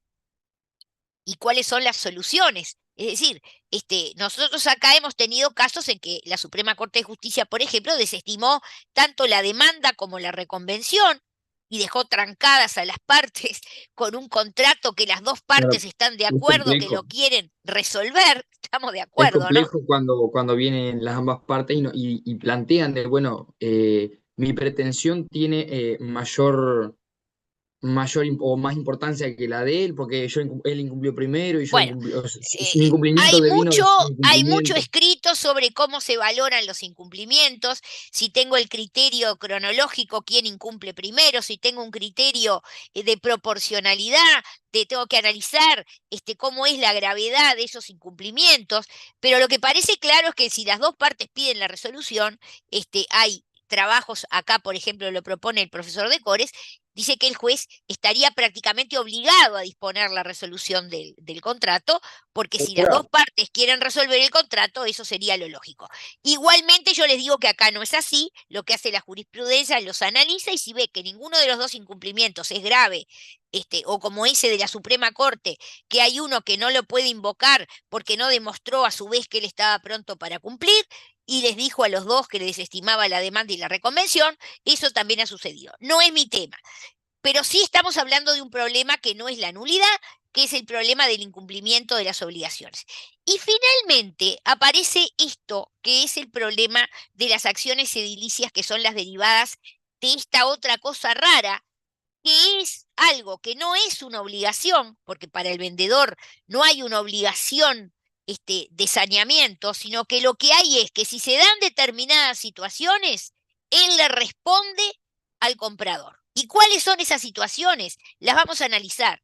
Por un lado está el problema de la evicción, que tiene como antecedente este tema de la entrega de la cosa, que le vamos a pasar por arriba bien rápido porque es muy elemental, y hay que decir simplemente alguna cosa muy sencilla. La obligación clarita del vendedor, ¿cuál es? Entregarle la cosa al comprador. Esa es la obligación que contrae el vendedor.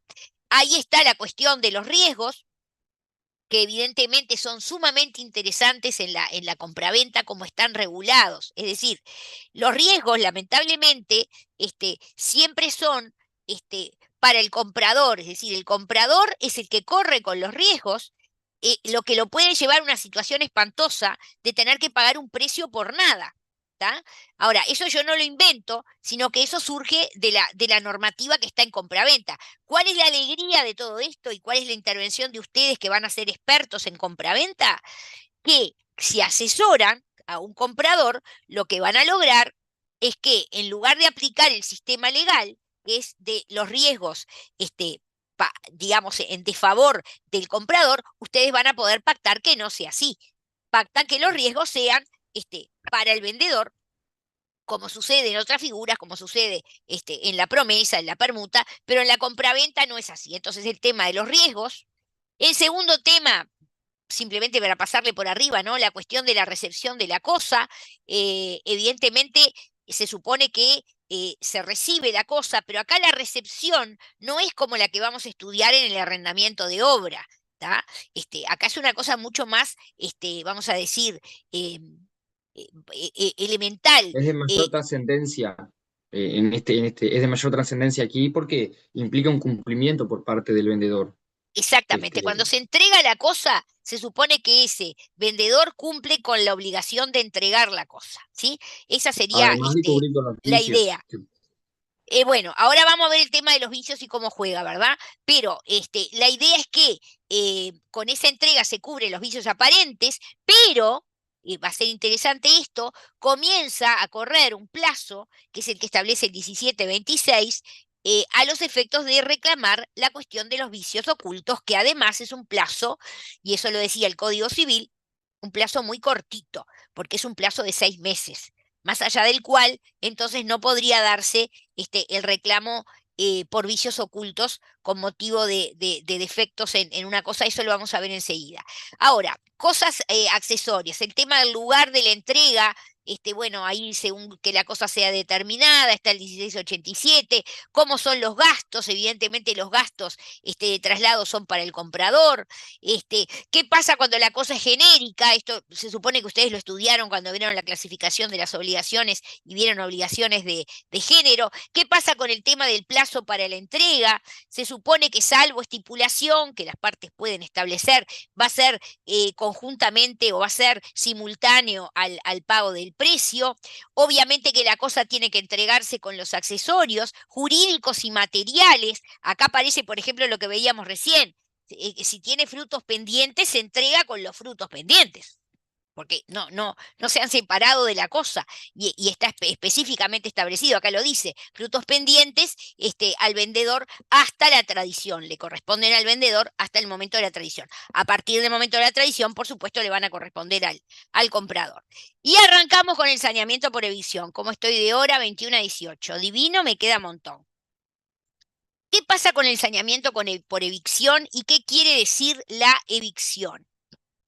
En realidad, primero habría que explicar un poco más esto que estamos diciendo, que en realidad cuando hablamos de saneamiento no estamos hablando de una obligación del vendedor, sino que estamos hablando de un supuesto de garantía. Y acá, ¿cuál es la idea? ¿Y por qué les planteé yo aquel esquema de, por un lado, los vicios del consentimiento, que tienen que ver con ese periodo en realidad precontractual? Después, por otro lado, el fenómeno del incumplimiento, que tiene que ver justamente con eso, con lo ilícito de la insatisfacción del acreedor concretamente. Y acá nosotros vamos a una situación que no tiene que ver con ninguna de esas otras dos cosas, ¿está? No estamos en un supuesto de incumplimiento.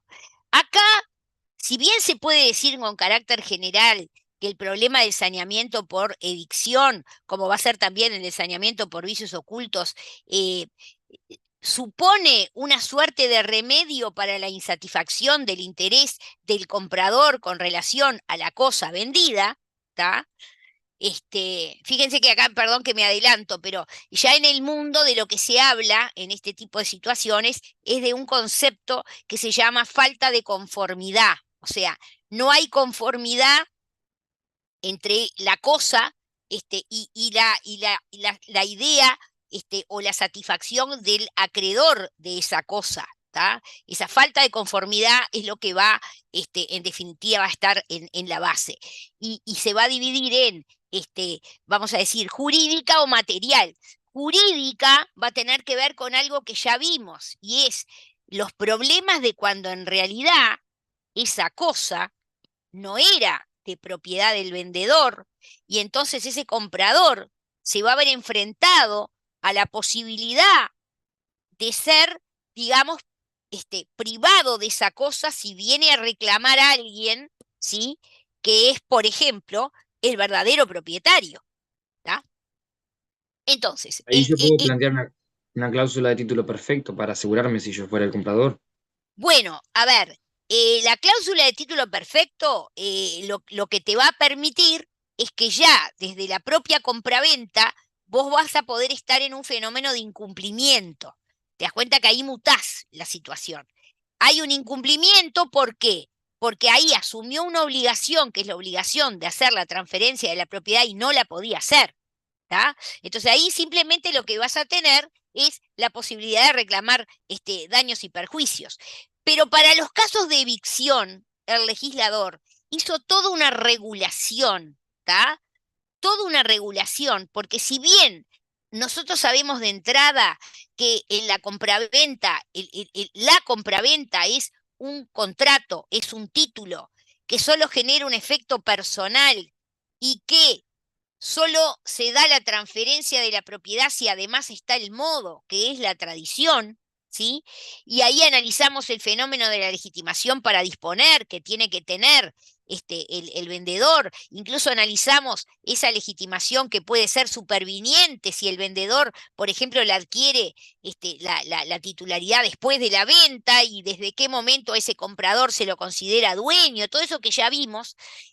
Lo que quiso el legislador fue contemplar las situaciones donde de repente, por una sentencia judicial, ese sujeto comprador Se ve termina siendo del uso. privado de la cosa, termina siendo privado de la cosa, lo cual es terrible. Entonces el legislador dijo, yo voy a regular esto, pero tengo que llegar a esa hipótesis, tengo que llegar a la hipótesis de que ese comprador sea privado de la cosa por una sentencia judicial ejecutoriada.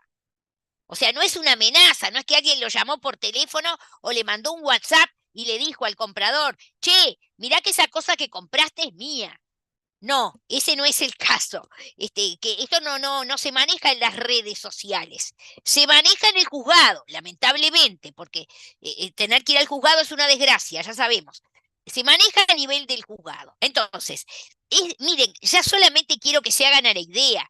Ahí hay un primer juicio que es ese tercero, entre comillas, que viene contra el comprador, y cómo el comprador no se va a quedar cruzado de brazos, va a decir, El comprador va pará, a tener que empezar con una demanda al vendedor. querido vendedor, vení vendedor, porque yo acá estoy teniendo un problema que tiene que ver con esto que yo te compré a vos.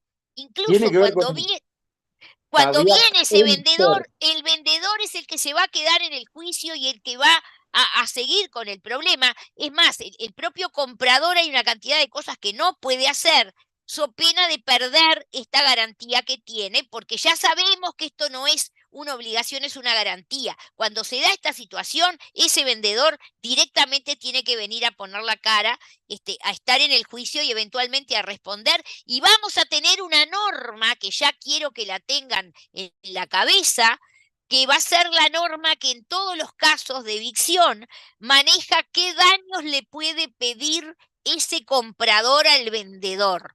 Es el 1706. Lo vamos a leer. Pero vamos despacito mirando esto, que creo que ya se los expliqué. Los remedios pueden ser muchos, pero son distintos. Una cosa es lo que tiene que ver con los vicios del consentimiento o con la responsabilidad precontractual. Otra cosa es lo que tiene que ver con el incumplimiento de las obligaciones del contrato, pero finalmente, o con las situaciones de responsabilidad postcontractual, todo lo cual vimos en el semestre pasado en responsabilidad. O finalmente lo que nos va a interesar hoy y ahora, que es el problema del saneamiento. Entonces, primero que nada, vamos con la evicción. Pregunta Paula sobre esto. Profe, usted habló de la falta de conformidad que se Vamos, dividía. pará, más adelante te la explico mejor. Déjame seguir adelante. Te voy a explicar todo y termino con el problema de la falta de conformidad. Te juro que está explicadito en varias transparencias. Te las voy a leer, vas a ver que se entiende clarito. Y sobre todo porque es un concepto moderno que no está escrito, pero que es lo que hoy en el mundo explica este tipo de fenómenos. Vamos con el Código Civil modesto y querido, que es el que tenemos nosotros. Lector, por favor, ¿no me lee el 1697? 1697. Sí, por favor. Perfecto, 16. Porque estamos con la evicción primero. Está. 1685, 1692, 1697. Hay evicción de la cosa comprada cuando el comprador es privado de todo o parte de ella por sentencia judicial. Muy bien. Perfecto. Entonces, requisitos esenciales, como dice la norma, y yo se los dije recién. Que haya habido primero que haya habido entrega de la cosa, por supuesto, ¿no? Ya la obligación de entregar se supone que está cumplida, la cosa se entregó. Acá aparece otro problema. Es el problema de que ese comprador al que el vendedor le entregó la cosa haya sido objeto de un juicio en el que por sentencia judicial es privado de la cosa. Entonces, los requisitos esenciales que haya habido entrega, que se trate de un problema de derecho, esa es otra cosa importante. Este no es un problema de hecho. No sea un problema de hecho de Atención, fondo, sino de derecho. atención, no es que vino un tercero y agarró la cosa y se la llevó para la casa. No. Acá tiene que haber una sentencia que es la que determina el desapoderamiento respecto al comprador. Entonces, que se trate de un problema de derecho, no de hecho. La existencia de una sentencia judicial firme que priva de todo o parte de la cosa comprada al comprador, ¿tá? Y además, lo último, importantísimo, es que exista una causa de todo esto anterior al contrato. Porque si es un lío que tuvo el propio comprador después de que él compró por un problema de otra cosa posterior a la compraventa, no estamos en un problema de evicción. Entonces, de acá, Barbosa, intervención. Sí, yo quería dar un ejemplo, no sé si me permite. Sí, a ver. Cuando una persona compra un terreno y luego aparece el verdadero dueño y bueno, van a juicio y gana el juicio y bueno, el vendedor le debe pagar al comprador. Bueno, ahí hay que ver una serie de cosas, ¿no? Porque, o sea, ese comprador, hay alguien que le está haciendo una acción, por ejemplo, de reivindicación. Por ejemplo, ¿no? Entonces, vamos a ver los mecanismos, qué pasa con lo que tiene que hacer ese comprador, cómo le avisa al vendedor, cómo el vendedor tiene que venir, todo lo que puede y no puede hacer ese comprador para no perder esa garantía que le aporta el vendedor, ¿verdad? Entonces, primero, antes de llegar a lo que pasa concretamente en el juicio, que es tu ejemplo, me gustaría hablar de un tema que lo preguntamos mucho y es, las partes, estas partes que ustedes van a asesorar, ¿pueden realizar pactos sobre este tema del saneamiento? Sí, Como profe, mediante la autonomía de voluntad de las partes. exactamente, la autonomía de la voluntad va a Por el permitir que las partes... 1699 y siguientes. Exactamente, entonces, ahí ¿Puedo está. dar una Entonces, lectura rapidita? sí, si querés, si no le dejamos leer a Brum, pero léelo vos, Ah, dale. perdón, disculpe, 1699, Brun, disculpe. 1699, dale, léelo. Lo tenés ahí. Los contrayentes pueden, por estipulaciones particulares, hacer más extensiva la obligación de derecho o disminuir sus efectos, y hasta pueden convenir en que el vendedor no quedará obligado al saneamiento. Sin embargo, aunque se diga que el vendedor no se obliga a sanear, queda siempre obligado al saneamiento que resulta de sus hechos personales posteriores al contrato y de los anteriores que no hubiere declarado el comprador. La convención, en contrario, es nula. Hasta ahí. Acá ya tenés un tema en el cual parecería que lo que vimos en obligaciones, le estábamos mintiendo, ¿no? Porque nosotros, ¿se acuerdan de nuevo, cuando recién hablamos de los elementos esenciales, los elementos naturales y los elementos accidentales, ¿tá? ¿Se acuerdan que, por ejemplo, uno de los ejemplos de elemento natural era el saneamiento por evicción? O sea, Gamarra lo pone como uno de los ejemplos. O sea, no es esencial, no es accidental, es natural, porque está ahí, ¿sí? Aunque las partes no digan nada, está ahí. Es más, esto que estamos estudiando ahora es los pactos que se pueden hacer para modificar esto, ¿sí? Ahora, fíjate una cosa. Se dice que es un elemento natural. Entonces, ¿qué decíamos siempre de los elementos naturales? Las partes los pueden eliminar. Hay una autonomía de voluntad, pero eso no significa que pueda ir contrario a derecho, contrario a la normativa. Bueno, eso ni que hablar. Pero la definición del elemento natural, si ustedes van a mirar, a diferencia del esencial y a diferencia del accidental, porque el accidental es cuando las partes lo traen, el esencial es el que ese sí no se puede ir. Pero el natural, las partes lo pueden eliminar. Y ese es el ejemplo, esa es la definición del elemento natural. Pero la pregunta es, ¿sigue sirviéndonos el ejemplo del saneamiento? Si leemos esta norma, parece que no. ¿Por qué? Aparte, con Porque lo que dice dice, el 1700. el 1700, que además después incluso va a plantear el tema sí, el 1700 es más específico, ya lo vamos a ver. Pero el 1699 dice, las partes pueden pactar sobre saneamiento, incluso pueden pactar que no va a haber saneamiento. Si no dijera nada más, no cabe ninguna duda que es un elemento esencial. ¿Por qué? Porque está diciendo lo que estamos diciendo. Es natural porque las partes pueden eliminarlo. Pero ¿qué te dice a continuación? Que es lo que yo siempre les digo cuando el legislador, ustedes sabrán bien los ganchos, cuando el legislador pone estas dos palabritas. Sin embargo, coma, cada vez que Narvaja puso sin embargo, coma, todos bien atentos, porque ahí Narvaja te va a cambiar la regla, te va a cambiar lo que te viene diciendo. Y va a ser una cosa importantísima. ¿Qué te dice acá? Las partes pueden pactar que no va a haber saneamiento. Sin embargo, siempre se va a responder por parte del vendedor de los hechos personales posteriores al contrato, por un lado, muy claro, posteriores al contrato, o De los anteriores que no anteriores hubiese declarado. al contrato de los que no le hubiera informado al comprador.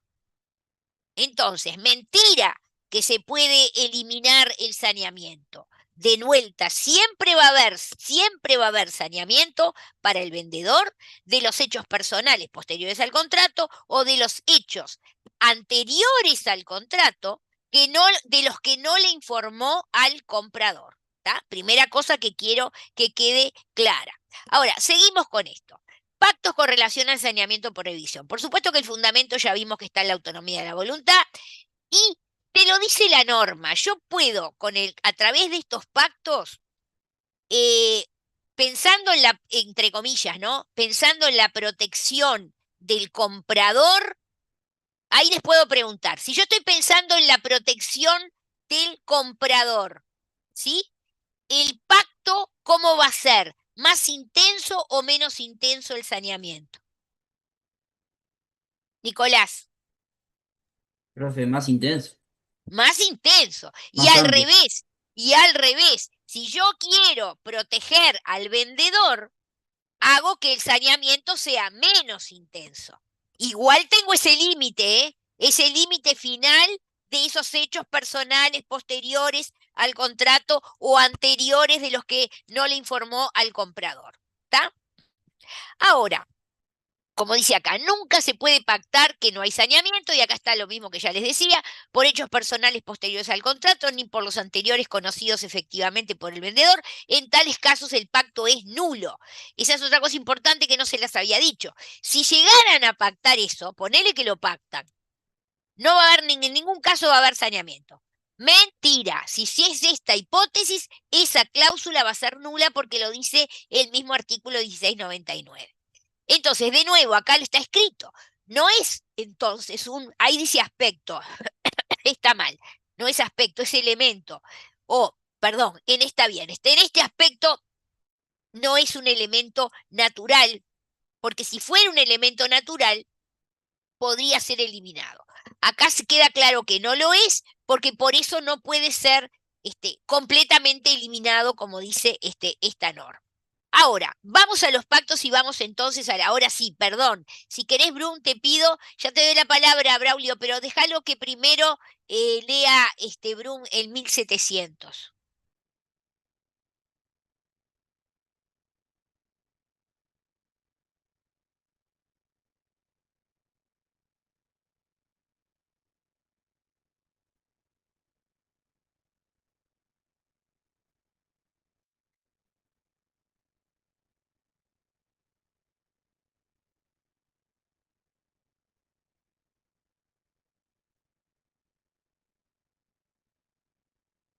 Perfecto. Entonces, fíjense esto. Como dice acá, el vendedor debe el precio a pesar de haberse pactado que no habrá saneamiento. Y, sin embargo, que es lo interesante, habiéndose declarado un riesgo especial de evicción al tiempo de la venta, igual asumió el riesgo el comprador. Y esto está genial, le pusimos con Decore siempre que hablábamos de esto, decíamos, ese famoso, el comprador que compra flojito de papeles, ¿no? ¿Qué es eso de que compra flojito de papeles? Volvemos al auto, te venden un auto flojito de papeles que vos decís, ¡buah! De momento yo lo tengo, lo uso, pero yo sé que tengo un tema, soy el comprador. En ese caso, evidentemente ahí hay una protección del vendedor, pero ¿por qué? Porque en realidad esa situación o ese riesgo es de conocimiento del comprador. Entonces ese comprador no va a poder decir que es un comprador de buena fe que ignoraba esta posibilidad. Insisto, acuérdense que si estamos en evicción, siempre estamos en problemas de tipo jurídico, no de tipo material. ¿Tá? Entonces, como dice ahí, habiéndose declarado un riesgo especial de evicción al tiempo de la venta, igual asumió el riesgo el comprador, o en qué otra situación puede verse también beneficiado el vendedor, si el comprador conocía el riesgo de la evicción antes del contrato, porque en ese caso, evidentemente, nada puede reclamar al vendedor, salvo al revés, que éste haya convenido lo contrario. ¿Tá? Esto me hace acordar, ¿se acuerdan cuando estudiábamos responsabilidad y hablábamos del caso fortuito de la fuerza mayor y hablábamos de aquel artículo famoso que decía, ¿se acuerdan que si la cosa perece por caso fortuito o fuerza mayor, no hay perece sin responsabilidad? Pero ¿qué pasaba? ¿Qué pasaba? Había un artículo que era el 1343 que en el numeral primero decía que en algunos casos el deudor siempre puede asumir el caso fortuito y la fuerza mayor, y en ese caso responde igual.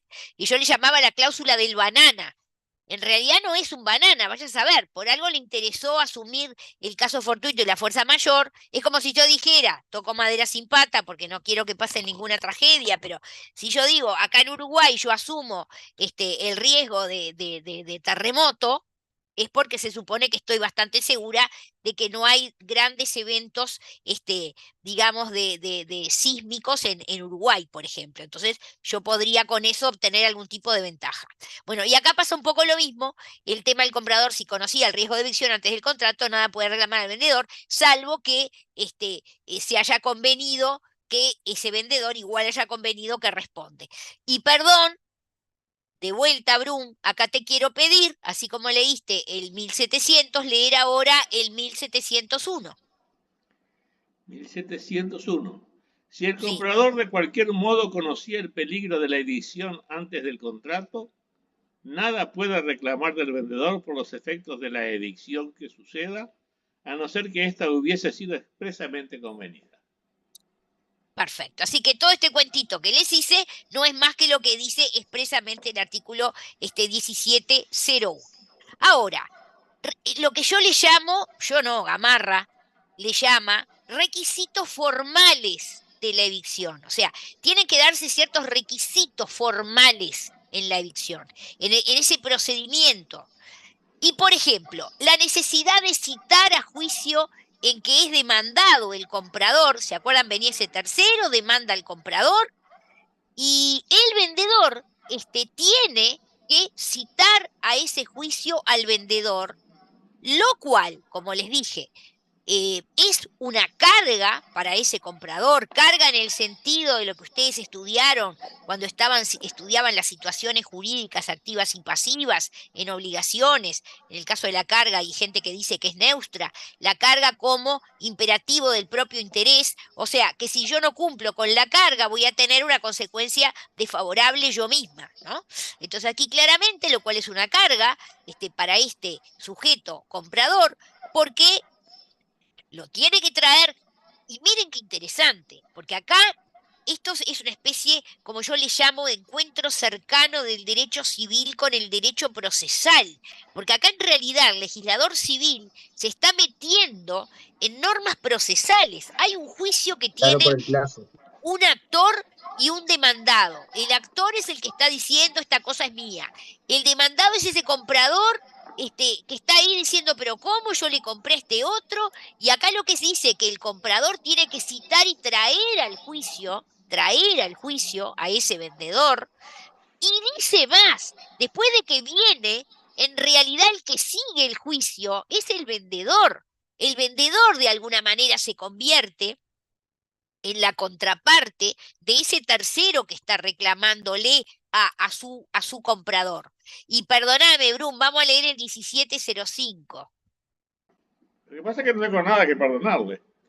1705.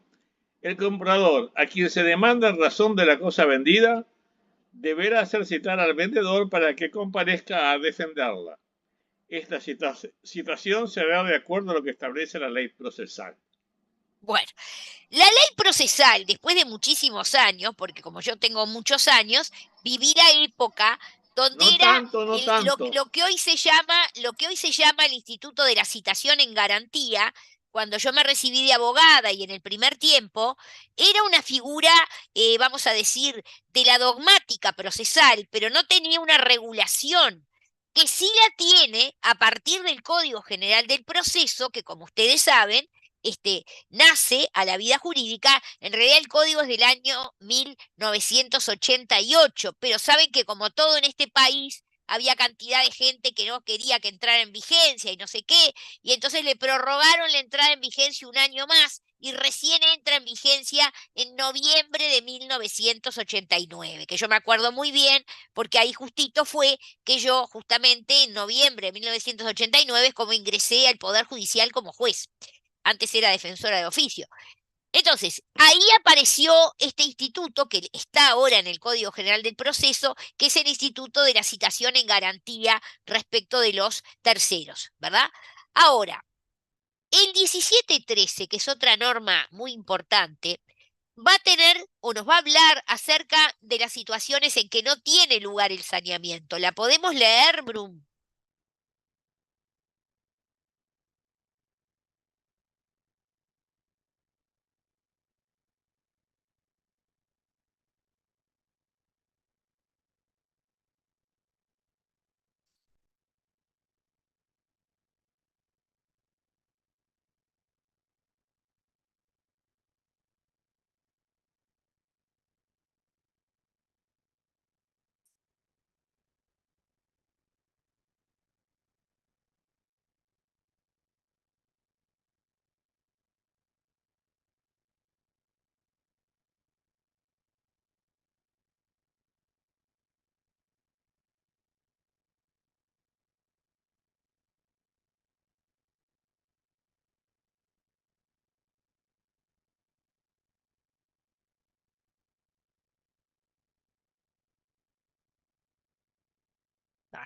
Entonces, como ustedes ven, tiene una cantidad de situaciones donde este comprador tiene que estar muy atento, porque si incurre en cualquiera de todas esas situaciones, no tiene lugar el efecto del saneamiento por evicción, que ahora vamos a ver, implica que ese comprador le pueda reclamar al vendedor, que ya vamos a ver qué le puede reclamar, ¿tá?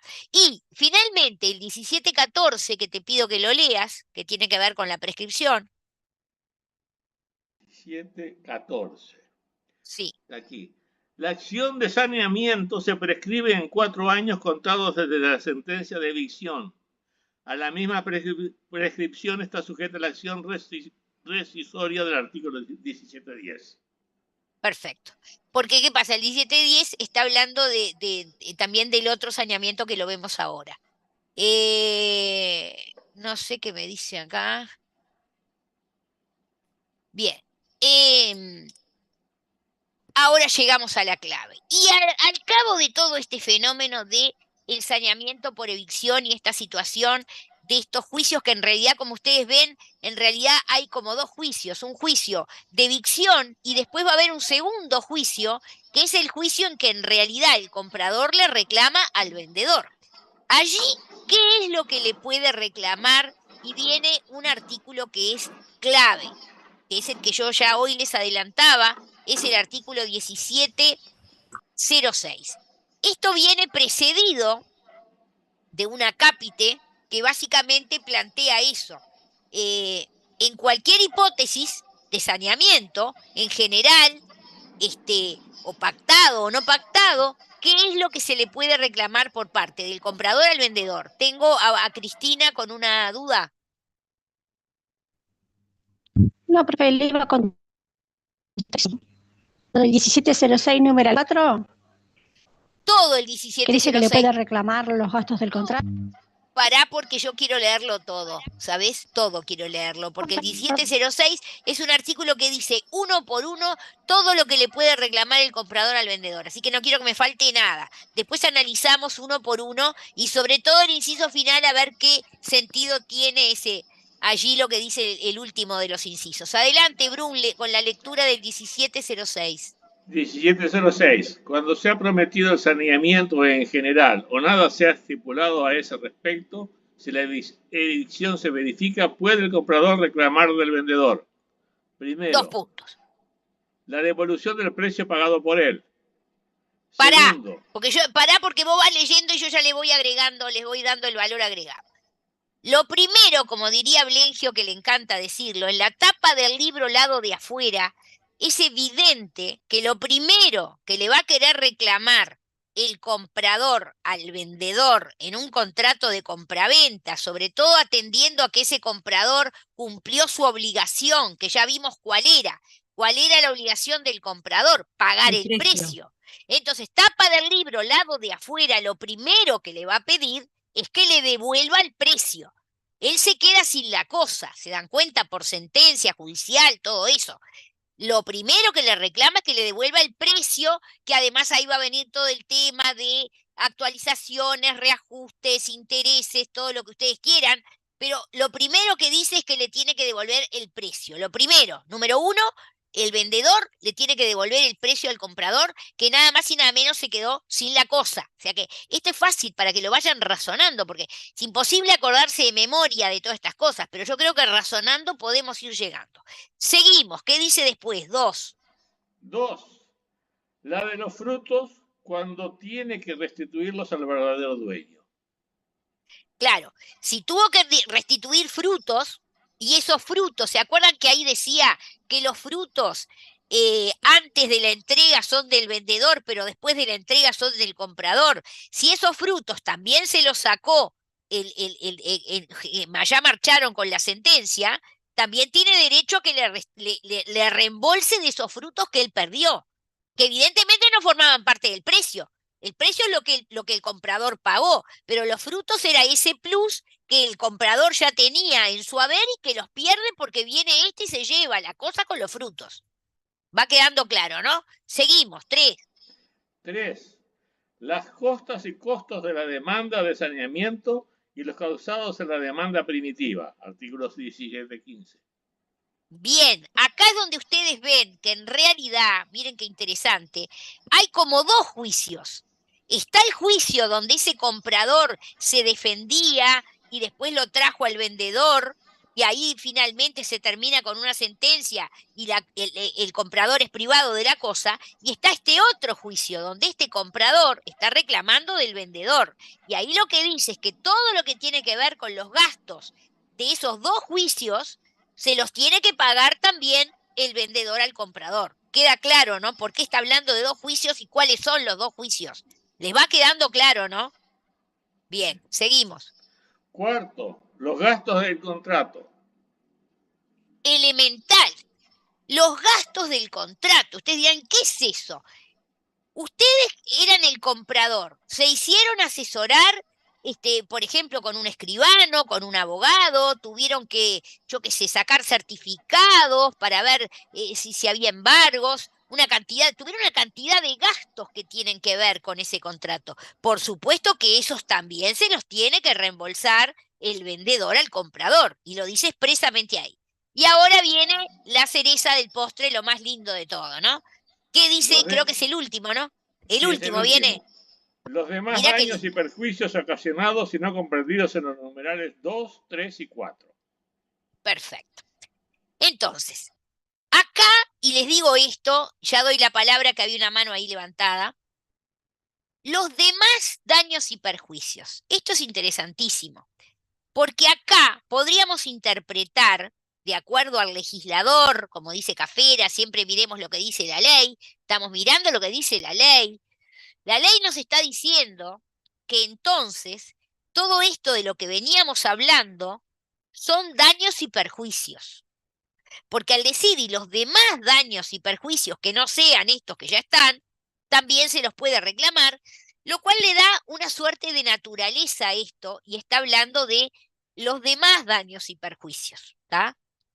Allá cuando estemos en permuta, vamos a volver sobre este problema, porque nosotros vamos a tener que comparar o hacer un comparativo entre el régimen jurídico de la compraventa y de la permuta, que tiene unos poquitos artículos y que dice que en lo que no está expresamente previsto se va a regir la normativa del contrato de permuta por lo que dice el contrato de compraventa. Y ahí vamos a ver qué dijo, o si dijo algo la permuta para este tipo de situaciones, para ver qué es lo que vamos a concluir. Pero aparentemente se podría estar entendiendo que todo lo que está en esta norma, de acuerdo al inciso final, tiene naturaleza de daños y perjuicios. Evidentemente, nosotros acá estamos en una situación claramente de completa esa norma de precepto y sanción. Precepto y sanción, la sanción es pagar los daños y perjuicios, por lo tanto estamos en esta situación que evidentemente encuadra en un supuesto de responsabilidad donde el objeto, digamos, el objeto de la reclamación la estableció con toda claridad el legislador y dejó abierto a otros daños y perjuicios, en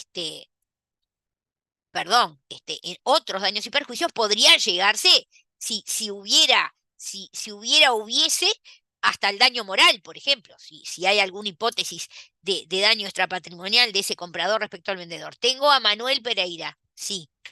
Sí, sí, que está en el 1324. También el lucro cesante realmente puede ser también. Y no sé si entrará. O el Bueno, daño. perdón, a ver, daños y perjuicios. Acá me voy a la teoría general de cuando ustedes analizaron conmigo o con quien sea en responsabilidad del elemento daño, y vieron todos los daños y perjuicios posibles, que sean, obviamente que puedan ser acreditados, ¿no? Porque estos daños los va a tener que acreditar, pero tenemos tanto daño patrimonial como daño extrapatrimonial.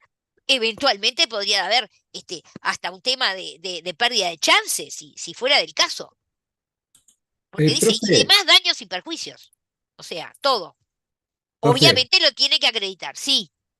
perdón, me quedó una duda en el inciso 3 cuando decía las costas y costos de la demanda de saneamiento y los causados de la demanda primitiva. O sea, Sí. los costos y costos, obviamente, uno viene a ser los honorarios de los abogados y escribanos y demás, y los otros, las costas, vienen a ser justamente lo que es todo lo que sacó papeles y demás. No entiendo por qué se fue de la demanda primitiva también. No está todo Claro, incluido. porque es lo que les estoy explicando. Hacés muy bien en preguntarme, porque entonces no quedó claro.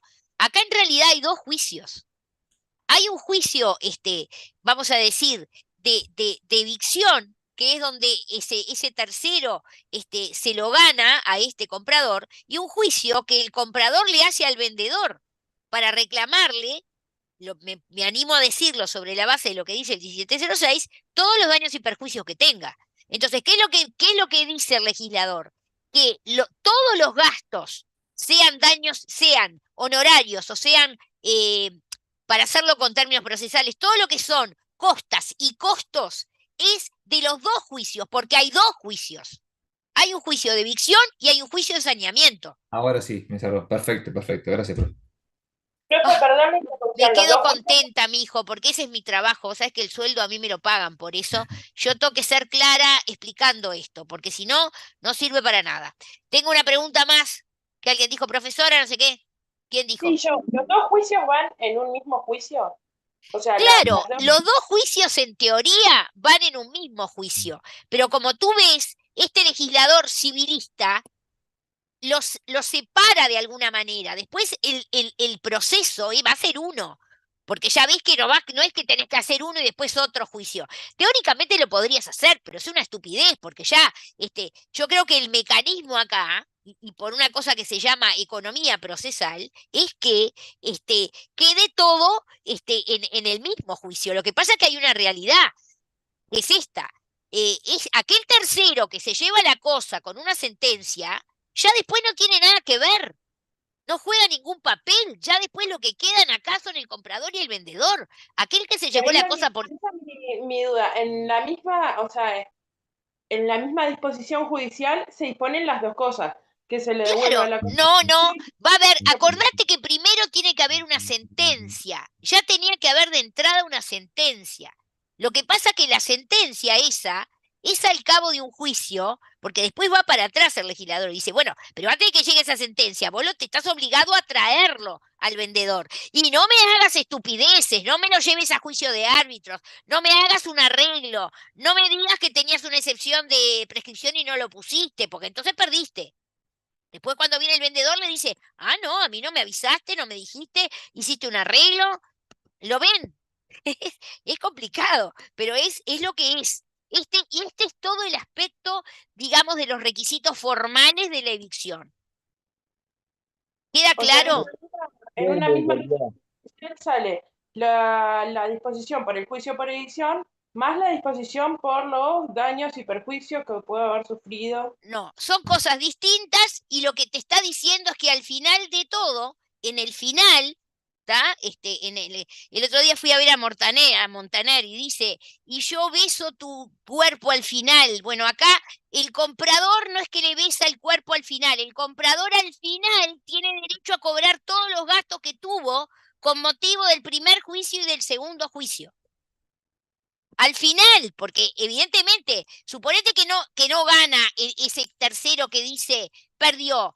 Nada, se abrazan y se besan el vendedor y el comprador y se van todos contentos. El vendedor dice, viste, yo estuve bien, el comprador dice, qué lindo, la cosa sigue siendo mía, no se gastó nada. Pero si el otro se lleva la cosa porque ganó, y hubo gastos en ese juicio, porque va a haber gastos siempre, tuvo que pagar honorarios, gastos y demás, le va a cobrar todos esos gastos en definitiva ese comprador a su vendedor. Al final, porque es el momento en que se saben cuáles son en definitiva los daños. ¿Está? Por eso le tiene que devolver el precio, por eso tiene que... Si por supuesto, si perdió ese tercero y ese comprador se quedó con la cosa, ¿por qué le devolvería el precio al vendedor? Está bien, yo te la vendí, me cobré el precio y vos te quedás con la cosa. Aquel un tarado que quiso venir y perdió. ¿Soy clara? Bien. Seguimos. Quedan 2 minutos, ¿eh? Sí, queda 1 minuto. Por lo menos voy a presentar, voy a dar el título, voy vamos a decir, a expresar el título del siguiente saneamiento que vamos a ver, que es el saneamiento por vicios ocultos. Igual, en el minuto que me queda, les voy a mostrar el final de esto, que es esto. Incumplimiento, remedios y falta de conformidad. A partir de acá, y con doctrina extranjera, está este famoso tema de cómo, y hay un comparativo con la compraventa internacional de mercaderías, que es derecho vigente en Uruguay, no es que estemos hablando de derecho comparado. La compraventa internacional de mercaderías es derecho vigente en Uruguay, porque acá cada vez que hay una compraventa internacional de mercaderías, se va a aplicar la Convención de Viena, porque tenemos una ley que dice que se aplica en Uruguay. Y esta convención internacional tiene todo este sistema que yo les comento, que unifica y que habla de la cuestión de la falta de conformidad como eje. Falta de conformidad, como dice acá, estos 2 artículos. La clase que viene quiero que tengan la Convención de Viena puesta ahí en un costadito como si fuera el código, porque vamos a leer el artículo 35 y vamos a leer el 42 y el 41. El 35 habla de la conformidad material, que es el tema famoso de los vicios, o de los vicios ocultos, y el 41 y 42 habla de la conformidad jurídica, que es lo que estudiamos hoy sobre evicción, ¿sí? Bueno, ahora sí, siendo las 22:00 en mi computadora, me despido de todos ustedes. Profe, antes que se vaya. Fue un Profe, placer. disculpe, no, antes que se vaya. Los grupos que están para taller, usted va a poner más temas porque son 10 grupos y son 60 personas y ya quedamos cantidad afuera, somos 240. Y bueno, obvio, pero hago lo que puedo, amor. Hago lo que puedo con 240, si le doy participación a 60 ya soy una reina. Bueno, estamos entonces. Porque además este es el primer taller. Vamos a tener talleres hasta noviembre, así que va a haber un montón. Calma, Bueno, ya van a volver. Bárbaro. Volveremos, ¿Noviembre? volveremos. ¿Hasta noviembre? No, hasta noviembre no, estoy diciendo Hasta cualquier junio. disparate. Hasta junio, perdón, Hasta perdón, junio. perdón. Hasta junio. ¿Está? Bárbaro. Montón. Gracias. No, un placer. Nos vemos el miércoles. Otro. Chao, profe, nos vemos. Chao. Nos vemos el miércoles.